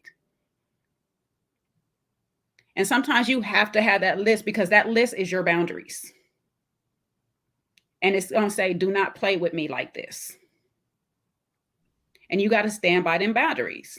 Go ahead, see what you about to say. I think she's delusional, though. I don't even know if she knows her boundaries anymore. Like, I mean, I want to get on Randall, but I just had to walk some of the things I'm saying. I got to walk it back a little bit because I think Randall may have seen at this point that she's extremely delusional and extremely territorial and kind of, you know, not living in reality. The man is probably afraid. He's probably afraid. And I think that's also what we're dealing with here. Like her level of delusion is a bit scary. And I think we're seeing the combination of like, I remember I thought Jason was really bad. I was tussling with the people in the comments about Jason, but Randall is like even more indecisive in even a bigger problem than Jason from Houston. But Jamala is so delusional, it's causing a big issue here. Yeah, and I think that's what we're gonna. Yeah, she got to come down to reality, because if a man is making you feel that insecure and is having you acting that out of character, it's because you're not giving that safety that you need, because he's balancing women and saying the same thing and doing the same stuff to every woman. So you should really leave. But instead, it's like she digs in deeper and creates this reality in her head, and that low key is scary. What you call them, culture? A Build-A-Bear? That's what she wants. She want to build a bear. And he not trying to be it. Yeah, and he not trying to be it. So it's just like, go find you another bear to build then, sis, because he not trying to be that for you. But yeah, go ahead, Sean. I don't know. I mean, what else is left to be said?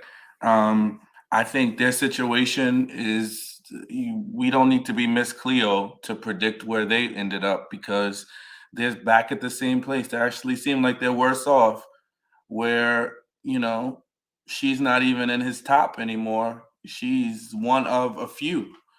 And, you know, they have turbulence. So I don't know why she settled, you know. It seems like she settled for it. He still is vague as all hell, you know, and not communicating effectively.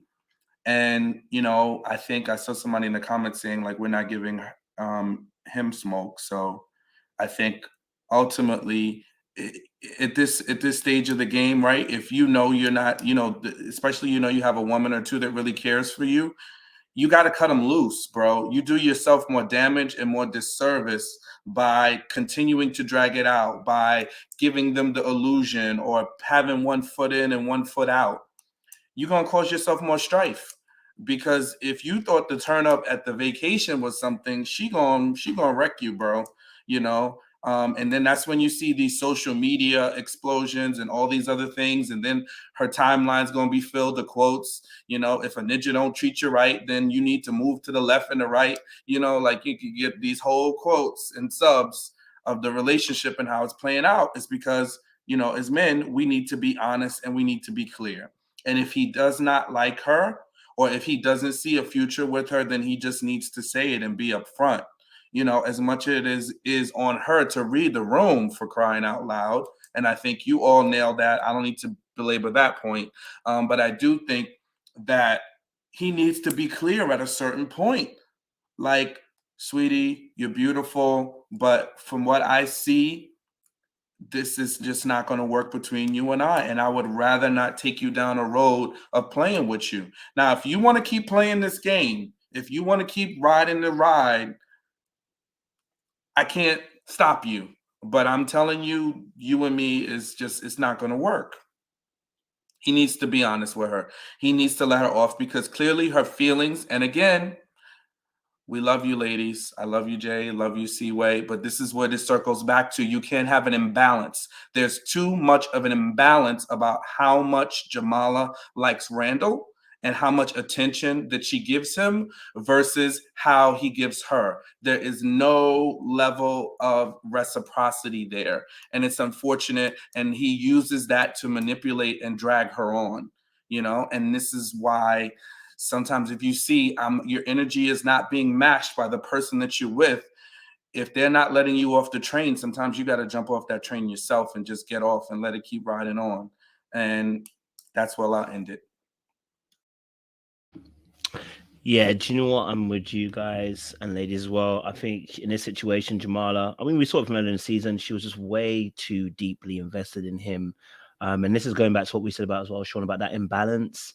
And unfortunately, she took the position, I always say, took the position of worshiper, because she's now like groveling at his feet to try and get him to change. And the groveling isn't necessarily her literally bowing down to grovel at his feet, but it's accepting the bare minimum, if you can even call it bare minimum, because, and I think this again proves what I said about men on these shows and men in real life, which is Randall saying, I need to go through the whole process to choose you, is a lie. It's just a straight up what it is. Kyra did the same last few seasons back. She did the same thing. Anybody telling you I got to go through the whole process, they lie. Okay, they don't need to go through the whole process. What they're really saying to you is, I can't make a choice. More than likely, I don't feel any of you in that particular instance it deeply enough to make a choice, and I'm willing to go through the whole process. Okay, and use a process as an excuse to be able to hold people in position, right? Because they want to stay on the show. That's just reality of life. It's part of the game. It happens.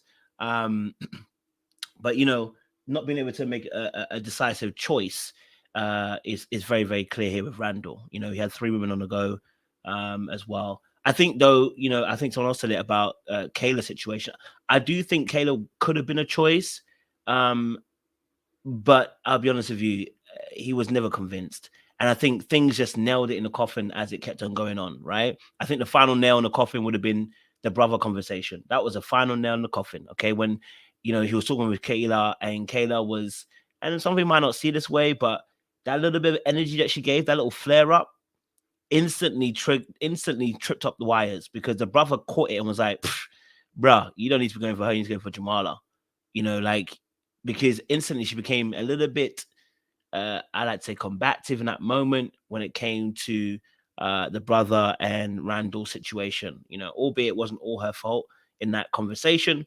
But again, it showed once more again that, bro, you're going to have some troubles with this one. If you're going to be with that person, that peace that we want as men, that ain't it. Okay. I know that Randall might not be necessarily promoting all the peace, but I think that was a little bit problematic for him too. Right. So, yeah, in all honesty, Randall was always going to play the middle field since he said he's going to start during the process. He was never going to make a choice.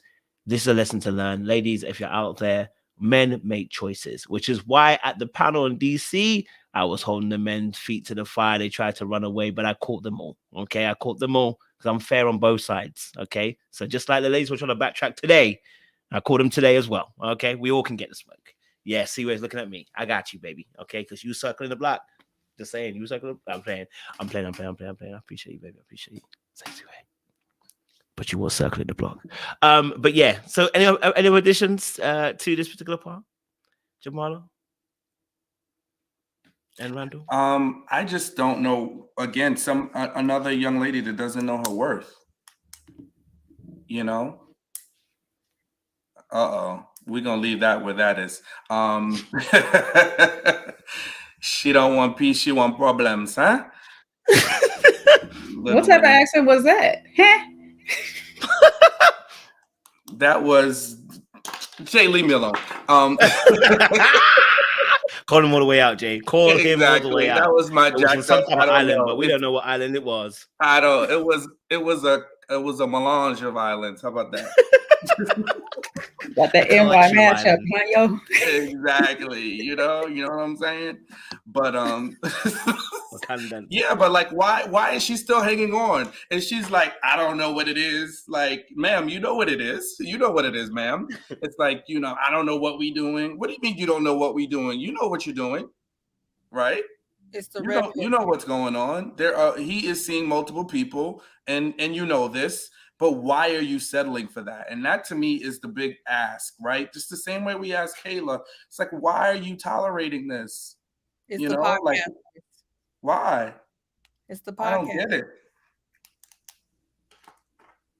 All these women listen to these podcasters. Listening to what podcaster is telling them to sit and hold on to that? These podcasters are affecting women's self-esteem. I need you to go to sleep because ain't no way no podcasters is telling people to sit out for this foolishness. Derek Jackson would have had you out of that place in an instant. Flip that ponytail Seaway for him one time. It's a nice ponytail. I happen to really like that. It's Reel it in, Sean. Reel it in, Sean. Ponytailing. It's ponytailing. It is. I just think about. I'm gonna be quiet. Yes, be quiet. This one can't be pulled. It'll come right off. That's why you want It'll be right over there. Why? Shut up! I wasn't gonna say. This is for show, not to be yanked. Oh goodness! Moving forward to my Miss Misha. On that note, I still blame every nigga with a little headset on YouTube is ruining these women's self-esteem. One headset at a time. No, one headset at a time. Oh, you're gonna get banned. Let's move on to that next clip there as well. Let me see if I can find it. Let me see if I can find it. Oh, here it goes. I think it's the next clip. Katie, you feel like you broke her trust? No. Okay. Why? It was nothing that was done intentionally. It was nothing that was done where I gossip about her situation. It was me really respecting her situation and saying, hey, I don't want to take light of something like that. All right. The Shakira and Kadian beef. That sounds like a meal. I don't know why Shakira and Kadian beef. But, I want to know your thoughts on this situation. Was Kadian out of order? Was Shakira being a victim? Which one was it? Or was it a bit of both? How did you interpret this particular scene on this particular reunion as well? Go for it, Jay. Kojo, do you know what Shakira's problem is? No. Seaway, do you know what Shakira's problem is? Is she a Leo? Don't try me. Don't try me. No, but Sharice is. It's giving Leo, but I wasn't sure. No, no. It's definitely giving Sag with it, you know. You know the vibe. Oh, so the Sag side. You know the vibe. Accountability. Oh no, we make victims. Sag ain't no victim. We get in trouble for making victims. No. You have Y'all cut will your play shit. victim real quick. When y'all know y'all ain't got nothing going on. Look, see, thank you, Secret. That's a lot of Leos out here causing problems this season. Leos have single-handedly destruction this whole effing season. Hey, y'all respect your old president, Leo. Bro. Trump a Leo? No, dag it, Obama. Fix yourself. Oh, Obama Trump was is probably a Leo. Sagittarius. Trump is probably a Sagittarius running around Oh here. my God, I hope he I'm not. not trying to claim people. Sean, do you know what our problem is? What? She playing the victim? No, I'm just saying, do you know what the issue that Kadian supposedly spoke of is? Oh, I think you know what, when somebody just wants to make a problem, she just was looking for a problem, I think, and she found it. But I think she's intuitive enough because she's that Yamno and Gehio, clang the bells and ring the gongs and sage the place up kind of woman. She knew this wasn't the show for her, so she just needed a reason, and Kadian was her way out the door. It didn't make sense though, but she just found her way off the show, which, you know what, let's celebrate the end, and maybe the beginning and the middle was just madness because it didn't make sense, but the end was she found her way up the show because wasn't nobody on here for her, for sure. Trump is a crazy behind Gemini. You silly about Lee Trump alone. That's my point though, right there. Is like nobody even on the cast knew what the issue was, because Kayla even sat in the back and asked the guys, do you know what the problem was? And they was like, she talking about her son? She said, exactly. Nobody knows what the issue is. So you're just making, like you said, Sean, she's just making something out of nothing to have a moment, and then wants to go into their acting of it all and start getting, I was still hurt. It was just like so long ago. Like, girl, if you don't knock it off right now, because that all changed when Sharice jumped in and you thought Sharice was going to be on your side and have your back in this moment, but she didn't. She had Kadian's back, her arch enemy or whatever, and your whole attitude changed up real quick. You wasn't about to have them tears and all this stuff like that. You was about to be with the ish real quick with Sharice. So it's like, knock it off. Nobody knows the issue. Nobody said anything. So you making a bit of nothing for nothing. Like, if you want to tell your story, just tell your story. And I get it. It's your story to tell. But once it's out there, it can be retold. However a person wants to tell it. So if you put it out there, you got to be prepared for people to reenact, retell, rewrite your story. That's where we get half of these movies from. Those are somebody else's stories. If you want your story to be yours, you better pull you a Sylvester Stallone and hold on to that script until you get the right bid. Don't sit here and just give it to everybody for free. And you're right. Certain stories of ours is supposed to be ours, but if you put it out there, people are going to use it at their discretion. So keep what's dear to you to yourself until you are ready to really understand that people are going to have a say in that story. So for me, it was just she was doing too much on this. Like, let it go or whatever. Kadian is Kadian. But I didn't feel like Kadian did anything wrong in this. There's so many other people in that room that could have told your story. And if you didn't hear her say it in that moment, like literally, I heard you say it, let it go, sis. Stop the cap with it all. Yeah, it's giving telenovela. Just extra. I don't know. I don't want to go in on Shakira because it's giving, touched by an angel. She really just seems like a lot of things. So I just want to send her healing energy. I think that's best.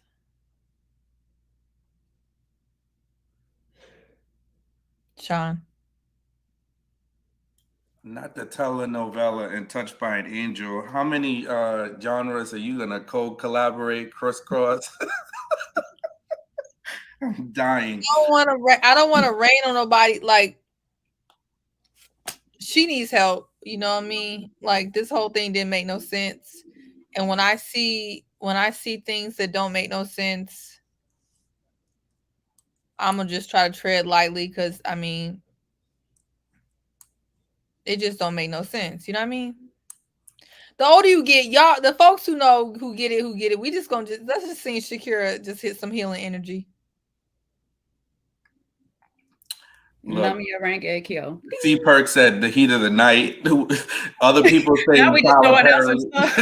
Good Lord. Because that's how you know I was raised. I mean, my mother was there, duh, but like my grandmother's raised me, and so that's why I know. Some murder she wrote. Rest in peace, that lady. Both of my brothers will go back and forth between telenovela and freaking The Heat of the Night and Texas Ranger and that CBS was lit. You said Touched by an Angel. That was CBS. Angel, Young and the Restless. People who grandmas raised them. Y'all know exactly what I'm talking raised about. off of soap operas. I was 5 years old. I didn't have no freaking all these Blues Clues. I was watching Touched by an Angel. Y'all yes, Hawaii 5-0. Yep. That's a great show, Touched by an Angel. But what I would add just briefly is I still think Kadian could have toned it down a little bit, you know, because calling her the B word and getting all rah, rah, rah, rah, rah, you know, I think sometimes, you know, just not going all the way off, but just like asking her, hey, listen, like, what did that? Please tell me what I said. And, you know, let's talk about it, because if I spoke out of turn, let me know what I said. And then that way it puts the onus back on her to be like, well, what did you say? You know, and let's get to it quickly.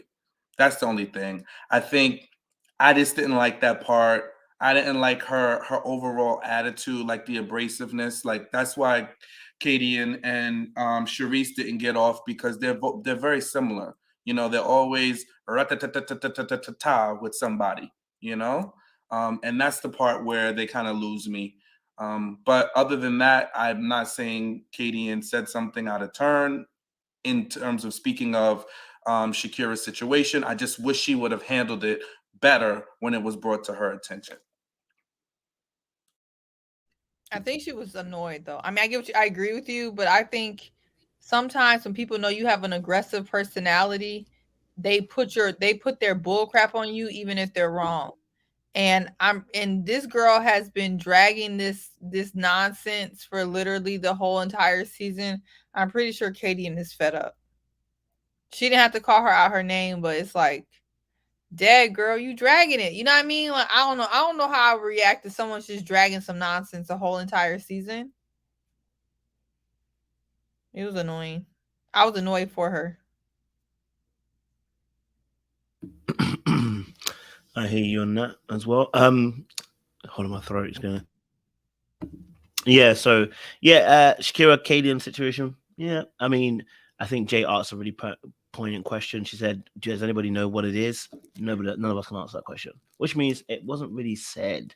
Look, it might have been alluded to, but I still don't know what the actual trauma is. And so whilst I do understand that, you know, she might have alluded to it, I think Kadian was just being Kadian in this moment where she was just letting her mouth speak a bit too much, and was trying to, you know, say, hey, before you talk about the situation, there is somebody who's got a similar trauma situation. So, but I'll be honest with you, I just didn't, in this instance, I'm like, yo, Shakira, you know what? Let it go. Okay? Because none of us know what the trauma is. Nobody knows what it actually was said. She might have highlighted it towards it. Someone said it doesn't take a rocket scientist. Yeah, but you still don't know. That's the whole point. None of us actually know exactly what it is. You'd be guessing, and you wouldn't know if you're right or wrong. So, you know, I don't think she necessarily said too much. I mean, I know Kadian said a bit too much, but again, it wasn't the actual whole situation. But yeah, personally, I think I need Shakira just to leave it alone right now, heal up, take some time out, come back stronger. You know what I mean? So I just wanted to come back stronger, you know. Someone said get to the bottom of it when she comes on. She's not coming on. She already told me from early she won't be coming on to interview. Not necessarily because of me or anything. I think she's not doing any interviews at all. So she won't be doing it. Although I think she did some interviews on her channel, her Instagram page, and she was talking about the situation. So you know, she's not gonna come on and do an interview. Because you know me, I'm gonna ask a question. I'm gonna be like, yo, you know, what was that situation? Because you know, You made it a bigger deal than actually it was now, because now the whole bigger issue is, did she say it or not? And if she did say it, what did she say? It's now a bigger issue, you know. So yeah, I think we should have left that alone. I'm not giving Kadian a pass, but I'm just saying, you know, for once, I'm not going to be on Kadian's back on this one. But even in the calmer moments of that whole altercation, Kadian even asked her then, what did I say? And she still didn't say it. It's like, yep. You know what I'm saying? You couldn't tell her what she said, and they could have edited that part out, like whatever and stuff like that. But twice she asked, and you still was over talking about something else. Mm. You know what I'm saying? So it's just like, drop it, because you really don't have a fight right now. It's kind of like the Dominica with Mike thing. Like, where are we going with this? Just what she said to Sharice at the end. Where are we going with this? Shakira, where are we going with this? Because nothing was said. Nobody knows what it's about except for the women in the lounge, where you was told it to. It'd be like that. All right. My next clip. Let me see if I got the right one. Hope I got the right clip. We're having a conversation. When I sit down, I say, that's not the conversation. I mean, we just spoke about that. She blasted her as well. All right, so hang on, so give me a minute. Hang on, Sharice. I think we actually done it. That's done. No, it's the Swayze fight. Sorry, I was looking for the Swayze clip. My bad. get away. That was Swayze's fault for losing. Nah, that ain't me. Oh, if he would have kissed her, he would. If I was a little older, I would have won. Now, what kind of sense does that make? That does make a lot of sense. No, it don't. You mean? What you mean? You know what I'm saying?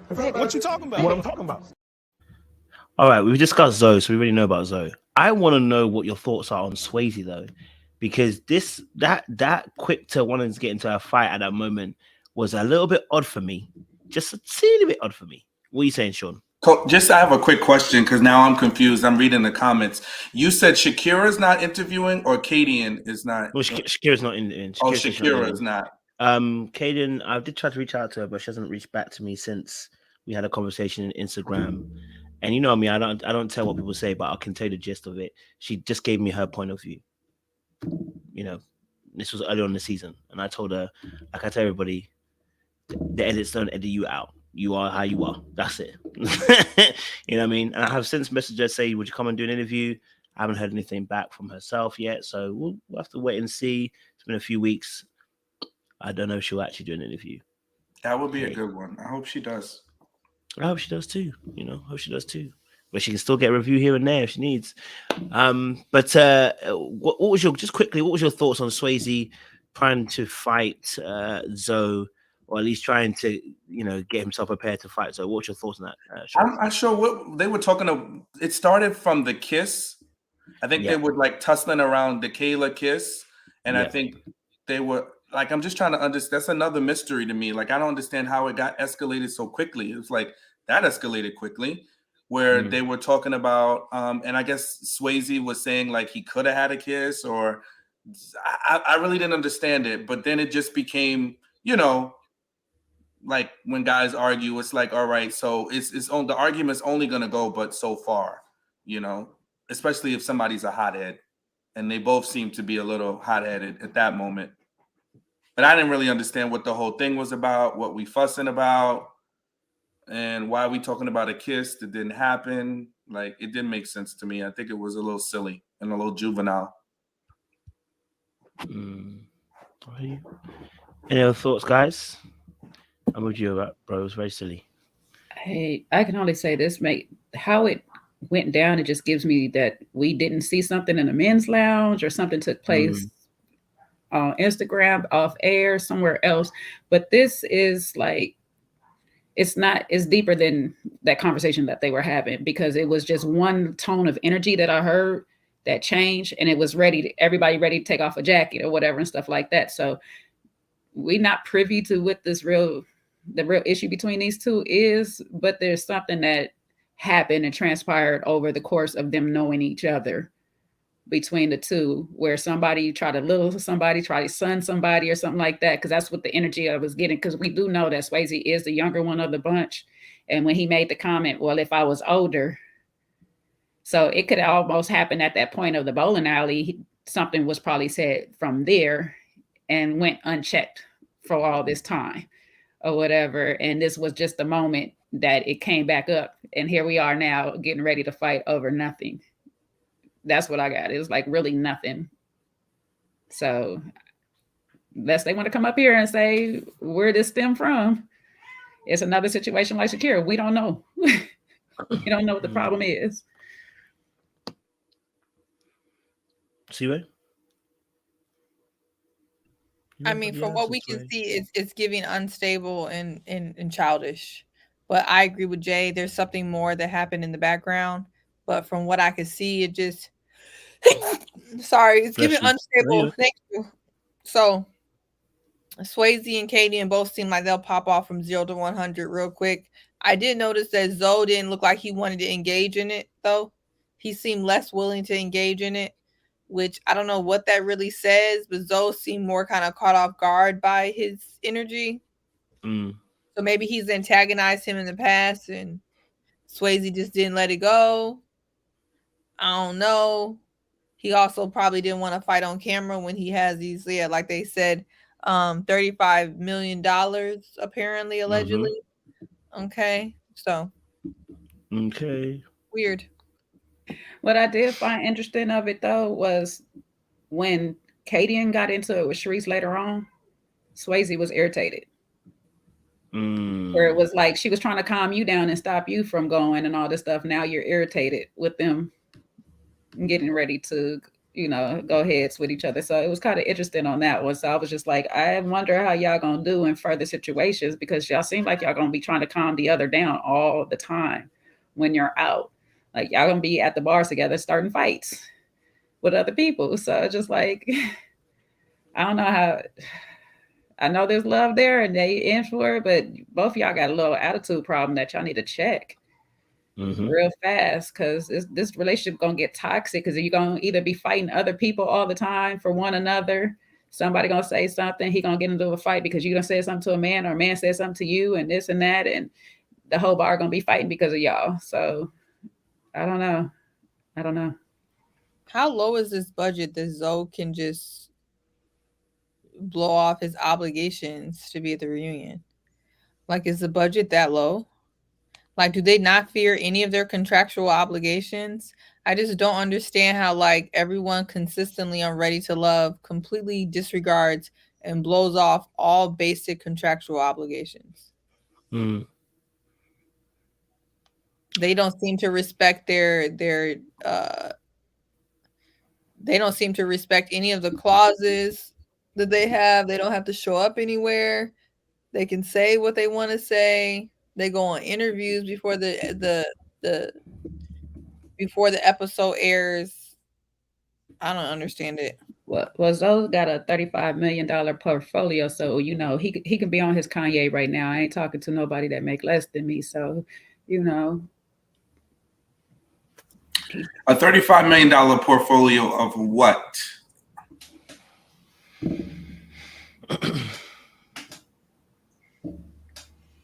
They need to be fined.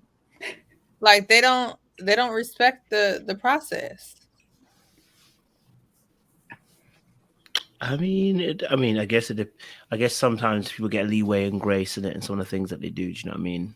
I don't know. Probably maybe it made good TV for him to leave. He left. It makes good TV. He gets to look on the arse. They get a portion of goodwill from that. You know what I mean? So, if everyone started leaving, they'll have a problem. But if Zoe wants to leave, go ahead. Well, because Zoe did his part. He disrespected a woman, and Tommy said nothing, and he was able to do that. So he only came there to disrespect women and then run away from the fight with what's his face. So somebody said $35 million in Beijing investments because they're saying he's a real estate agent. So because see, if you're gonna put numbers out there, then the banker and me is gonna start tabulating, and then I want to understand. So because we need to know the context, right? So does that mean you sold $35 million in real estate? Okay. All right, now you might be talking about something if you sold $35 million in homes. But if you have a portfolio of $35 million of unsold properties, absolutely April. Oh, okay. I'm not really sure, in this marketplace, with the way mortgage rates are looking, the way they're looking, I don't know if we want to be bragging about that. How was that his portfolio? You know what I mean?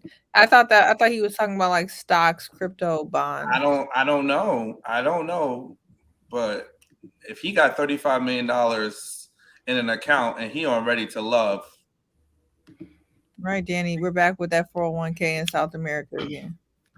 I think it's just that his portfolio is worth that much, not necessarily that his financial. So he has $35 million unsold properties.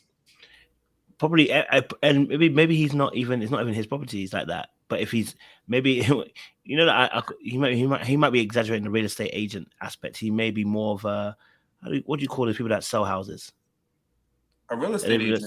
Okay, yeah, then go. Then maybe that's what he means. You know, that his portfolio is worth 35 million. Doesn't mean he actually has that money to himself. Yeah, that's what okay. That's what that would be. You would have $35 million of unsold properties. You are the listing agent on those particular properties. See, based off of what y'all said, I got what the problem is. He had to go because he needed to sell those properties that Sean is talking about. He got in this portfolio, and it was like, I need to get to the money right now because y'all already bankrupt me from being here these past 2 weeks, 2 months, whatever the case was. And he like, I got to go. I got to get on this plane. I got to get out the country real quick, sell property because they trying to buy today. Wait, Sandria said $35 million worth of homes he's looking at on Zillow. Oh, I'm done. It's saved in his search. Cut the chat off. Cut the chat's mic. I'm just trying to understand. I would understand. He had to get to the money. He had to go. Well, that makes you the fool because you came on Ready to Love with $30 million in pesos, like Sing Pray said, and you had a girlfriend too. So you actually weren't trying to find love and it's messing up your money. Mm-hmm. So why are you here? You're not trying to find love and this show ain't paying you nothing. So what you here for? Is it for clout? Is it exposure? I don't get it. Well, you should have been showing each of these girls a house real quick. Like, girl, let me show you what I got in this portfolio so we know what you do. So the exposure would have been there. Yeah, he busy fussing and tussling with Sharice. He wants to argue with women. I didn't hear about a $35 million portfolio when he was, calling her fake as F and cussing and carrying on. We didn't hear about that portfolio till he started bebopping out of Swayze's way. That's when we heard about that portfolio. He was like, he had the George Jefferson walk. He's like, I got 35 million. You ain't gonna mess up my good suit. Yeah, take this back to Nordstrom's. Go Armani. Wait, I think Zoe's in the chat. Is that KO? Is that you, Zoe? Bad. KO and Zoe. Is that you, Zoe? Undercover. KO, if you are Zoe, we'd love to hear from you. If you want to come on board, we'd love to hear your perspective. We having a bear and a laugh at the moment at the situation. I see the comment. It says, not a grown man laughing and counting another man's pockets. That's weird. Oh, is that a characteristic of being grown? I can't laugh, and I can't count another man's pockets. Meanwhile, he said it. I didn't have to search his LinkedIn profile to figure that out. You said it on a show. We're talking about a show, but if this is you, let's talk about it. Let us know. Let us know what we should be counting. I just don't have no respect for a man that's sitting here arguing with women, raising his voice and cussing at a woman, but pussy pops out of the studio when Swayze big behind gets to tussling. It's like, look, let's keep that same energy, especially when Tommy and no of the other men had anything to say about all that aggression he had towards her. So. Not a fan. Don't worry, buddy. I got you. All right. Was there any other scenes that were important on this show that we missed? If we can talk about, I think that was literally. I can't think of any more. Did y'all talk about old girl bopping in I'm trying to find her moment. Which No, one? Dominica. Oh, Dominica. You can I talk think I have a about clip for that. Dominica and the feet of it all with Devin. Why do you Yeah, have? I have the clip. All right, so hang on, so give me a minute. Hang on. I don't have the clip of that. I thought I did. I don't. Actually, wait. Do I? I don't know. I don't think I do. Sorry, guys. Yes, Dominica, her situation with, I think I do, but I don't know what it is, but a situation with obviously Mike, she was obviously saying that, for her, she said that Mike is with another woman, Jay the Strawberries, and then obviously also as well said, she understood where he was coming from, but at the same time, something about why he didn't date her, she felt some type of way. So I want to get your kind of views on that. What's your thoughts on the Dominica situation? And also, Dominica was Sharice also didn't admit to basically, saying about Dominica. I also didn't ask her about this in the interview. I forgot to ask her about it. Why she said the thing about Dominica in front of Mike. I was hella disrespectful. But she wasn't going to admit that anyway. So anyway, listen. Yeah, let's talk about Dominica. Dominica calling out Mike. What was your thoughts on that, guys? She wanted her time to shine. She didn't want to be like the last people last year who got kicked off the show early and they had them up on the reunion stage and didn't say a word. So she wanted to make sure she got her word in, because they will do that to the people who got kicked off early. But yeah, her blaming Mike and saying that she's the same as Brandi because they both have maybe some similarities was odd. Her blaming Mike that he's the reason why she was gone was ridiculous. She just looked like she wanted attention. So I wanted to make sure we give her that attention she was looking for in this conversation, because she really wanted attention. So yeah, definitely hear that. Sean, you gonna hear and talk on Dominica calling out Mike?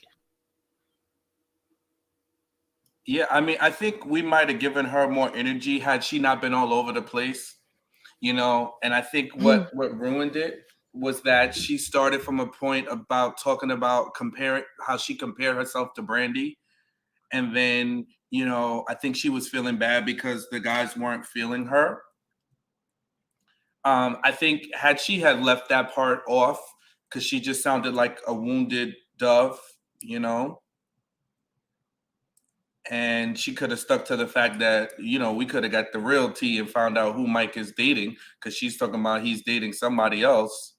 So yeah, she was like trying to like do too much at one time. And I think that just killed whatever value she had to be shared.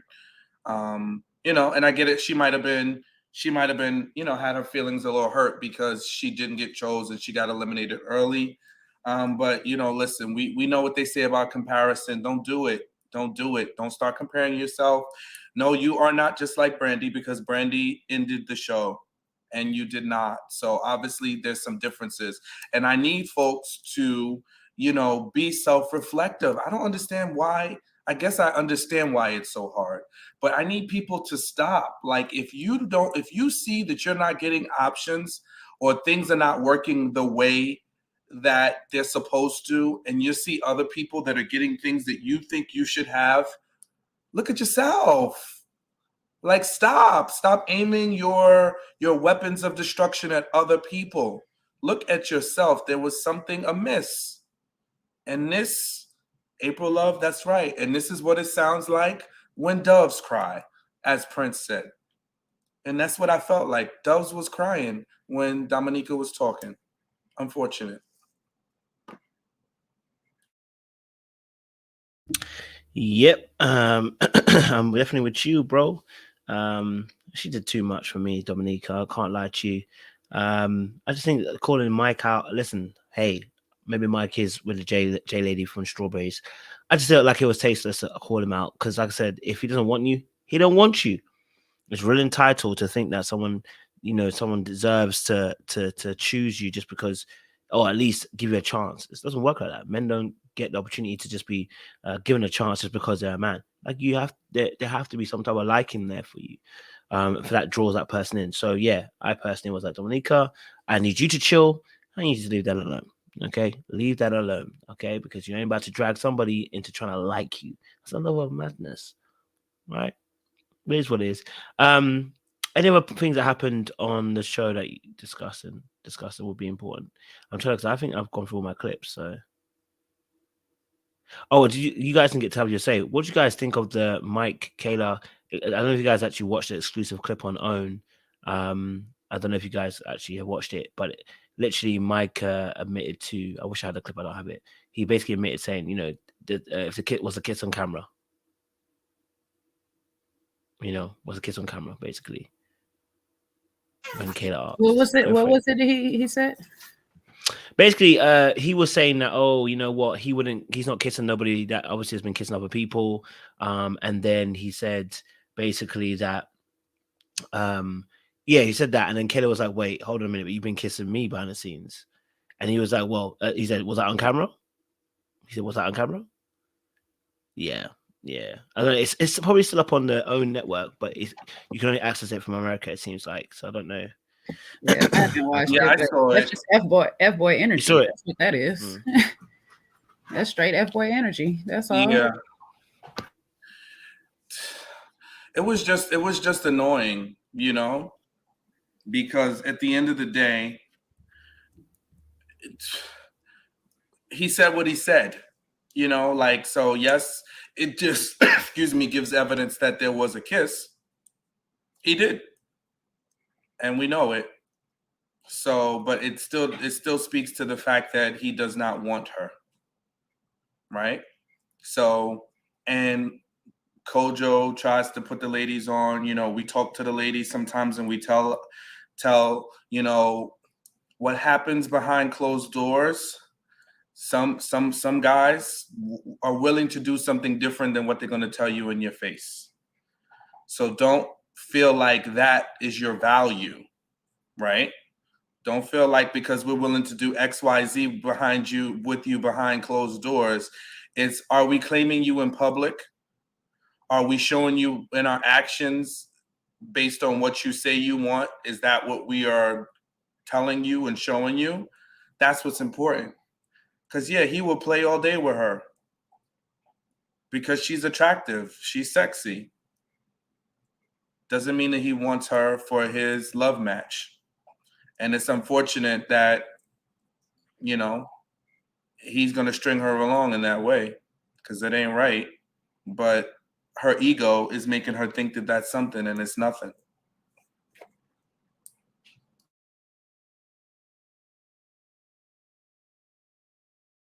Definitely hear that as well. Definitely hear that. Any other thoughts on the Mike denying the kiss on camera? And Kayla calling him out. Any other thoughts? I don't know if you didn't get to watch it, did you, Jay and Sue? You haven't got to watch it, that little exclusive clip on OWN. Yeah. No, I haven't seen it, but I'm Sean wrapped it up perfectly. If that's what happened, if I got to call you back out on it and tell you that she was kissing me in private and you want to make it seem like, oh, that was nothing, that tells me everything I need to know. My connection with you obviously wasn't as strong as I would like to believe it was. And that's where you just leave that right there. It's like, oh, okay, and move on. But then that will also explain that energy she had for us on that day on the panel or whatnot, because she was a little heated about a lot of stuff. And it was just like, okay, that makes me understand why it is, because he was basically doing what we seen him doing, denying you in public. But while you guys are alone, he has all the time for you. I don't know. If you're gonna be a side chick, like be Diddy's side chick. Be Diddy's secret, not Mike's. If y'all don't understand, I get you. be Cassie. Wait, what? You better leave Cassie alone. Be sure. What's her name? Carisha. No, You she's know coming said. for Carisha. Carisha. If you're gonna be Young somebody- mommy. If you're gonna be someone's dirty little secret, which I hashtag do not recommend, but if that's what you want to do, let's make it worth it, ladies. This is not worth it. But you also see why those comments triggered her so much too. because she didn't want to be that, but that's what she knew she was. And that, but if everybody else is seeing it and they're saying it to you, then that should let you know. And if I don't want to be in this position, I'm not going to be in this position. Stop waiting for them to give you an answer. Give them an answer. I don't want you. Cry in the Phantom, not in the Toyota. With the car Okay, seat. you gotta be with Fabulous CC. We're about to lead y'all all down the wrong road. Okay, I mean not Fabulous, but Future. Please don't get you a Future. Okay. Oh no, Future don't even got that Phantom. That's the problem right now. That Phantom's a rental. Y'all playing. That child support and dried up that Phantom money. He ain't got it. Listen, you gotta do what you gotta do. I ain't gonna be mad at it. All right, cool. I think that's all that happened on the reunion. So actually, you did it in 2 hours. Fantastic, great. We did it in the right amount of time. Deacon Sean, give us the I always forget the name of it. Give us the benediction. All right. And I am wide awake, Miss Seaway. So listen, tonight we tussled, we had some fun, we had some good times. And I think what we walked away with that is make sure that the energy is matched. Make sure you know your value and you know your worth. You know, we don't want to go to places where we are unwanted. We don't want to put things on a pedestal that don't deserve to be put on a pedestal. If we are really ready to love, we have to be ready to look at ourselves, right? And regulate our emotions. You know, we can disagree, we can have arguments, but we don't need to be fussing and cussing and calling people all types of names outside of their mouths.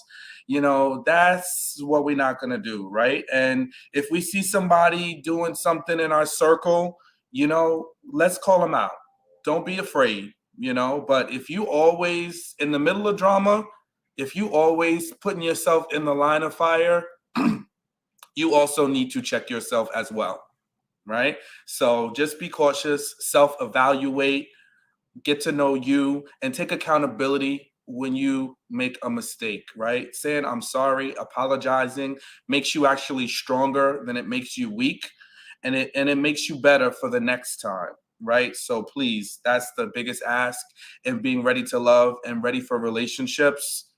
Be willing and ready to acknowledge when you've made a mistake.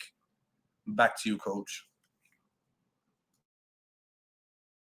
As always, Deacon, strong with it. We appreciate you, honestly. Listen, audience members, it's been a good, powerful 2 hours powering through the reunion. Obviously, reunion part 2 drops on Friday this week as well.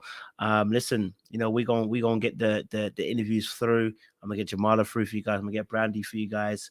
And I believe Shanika should be coming through as well. So I think by next week we'll have quite a few of them as well. And Randall's in the works. I can see Randall's already got his one with Crystal. So, but I said I'll wait till after the second part of the reunion before we interview Randall so we can get the fullness. Trust me, it sounds like Randall wants to say his piece, you know. It does, you know. I had a little conversation with him. It sounds like he wants to tell it all. Okay, tell it all. But we'll find out. Okay, so we'll find out. But it's gonna be a little bit interesting.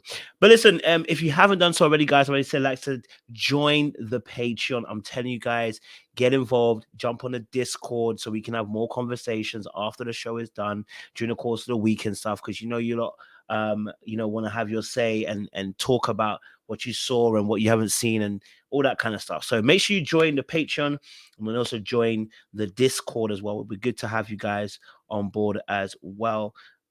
Listen, someone said the Samson coming. We'll get Samson too. You know, he's been a good sport. I can't lie to you because I've slaughtered him from left to right. And Mr. Sampson has done well to take it all on board. I'm sure he probably wants to cuss us all, but he's taken it on board for some of the slicing and dicing we've done for him. So he's been a good sport, and I have to appreciate him for that. So we'll get him on there as well, Mr. Sampson.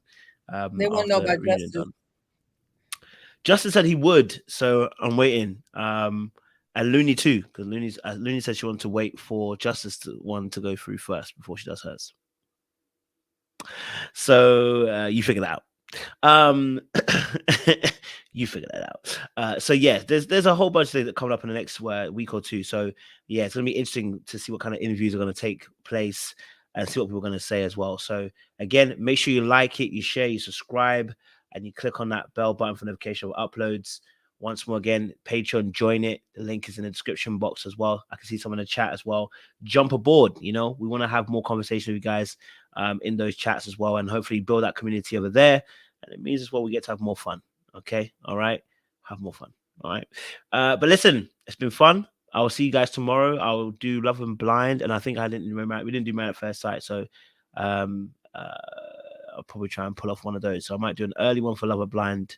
Just do a quick one, run it through 3 and 4, and then do Man at First Sight a little bit later on, so you guys can have that live as well. All right. So, yep. Listen. Hey, listen. There's a new TV show. I don't know if you guys know on BET. There's a new dating show. I have feeling it's gonna be ratchet. I ain't gonna lie to you, but okay, I'm here for the ratchetness. Okay, because it gets the views. Okay, I'm here for business. All right. As much as I'm here for the madness, I'm here for business, and it's called After. It's called After Happily Ever After, or Not Happily Ever. Yeah. Something like that. Yeah. It looks. Ayanna's on it too. Oh, Ayanna's on it. I think she comes in at a certain point to talk to the couples, and Bow Wow is the host. Yeah. Oh, okay. Yeah. I haven't watched it fully, but yeah, I believe Ayanna plays a role in there somewhere. Oh, baby. You know, I'm here for that, you know. Okay, I'm going to get into that. I'm going to get into that, baby. All right. Well, guys, it's been amazing. It's been powerful. It's been great. We're going to see you again very, very soon. Much love and appreciation. We'll be back tomorrow night for you guys as well. Peace, love, and hope.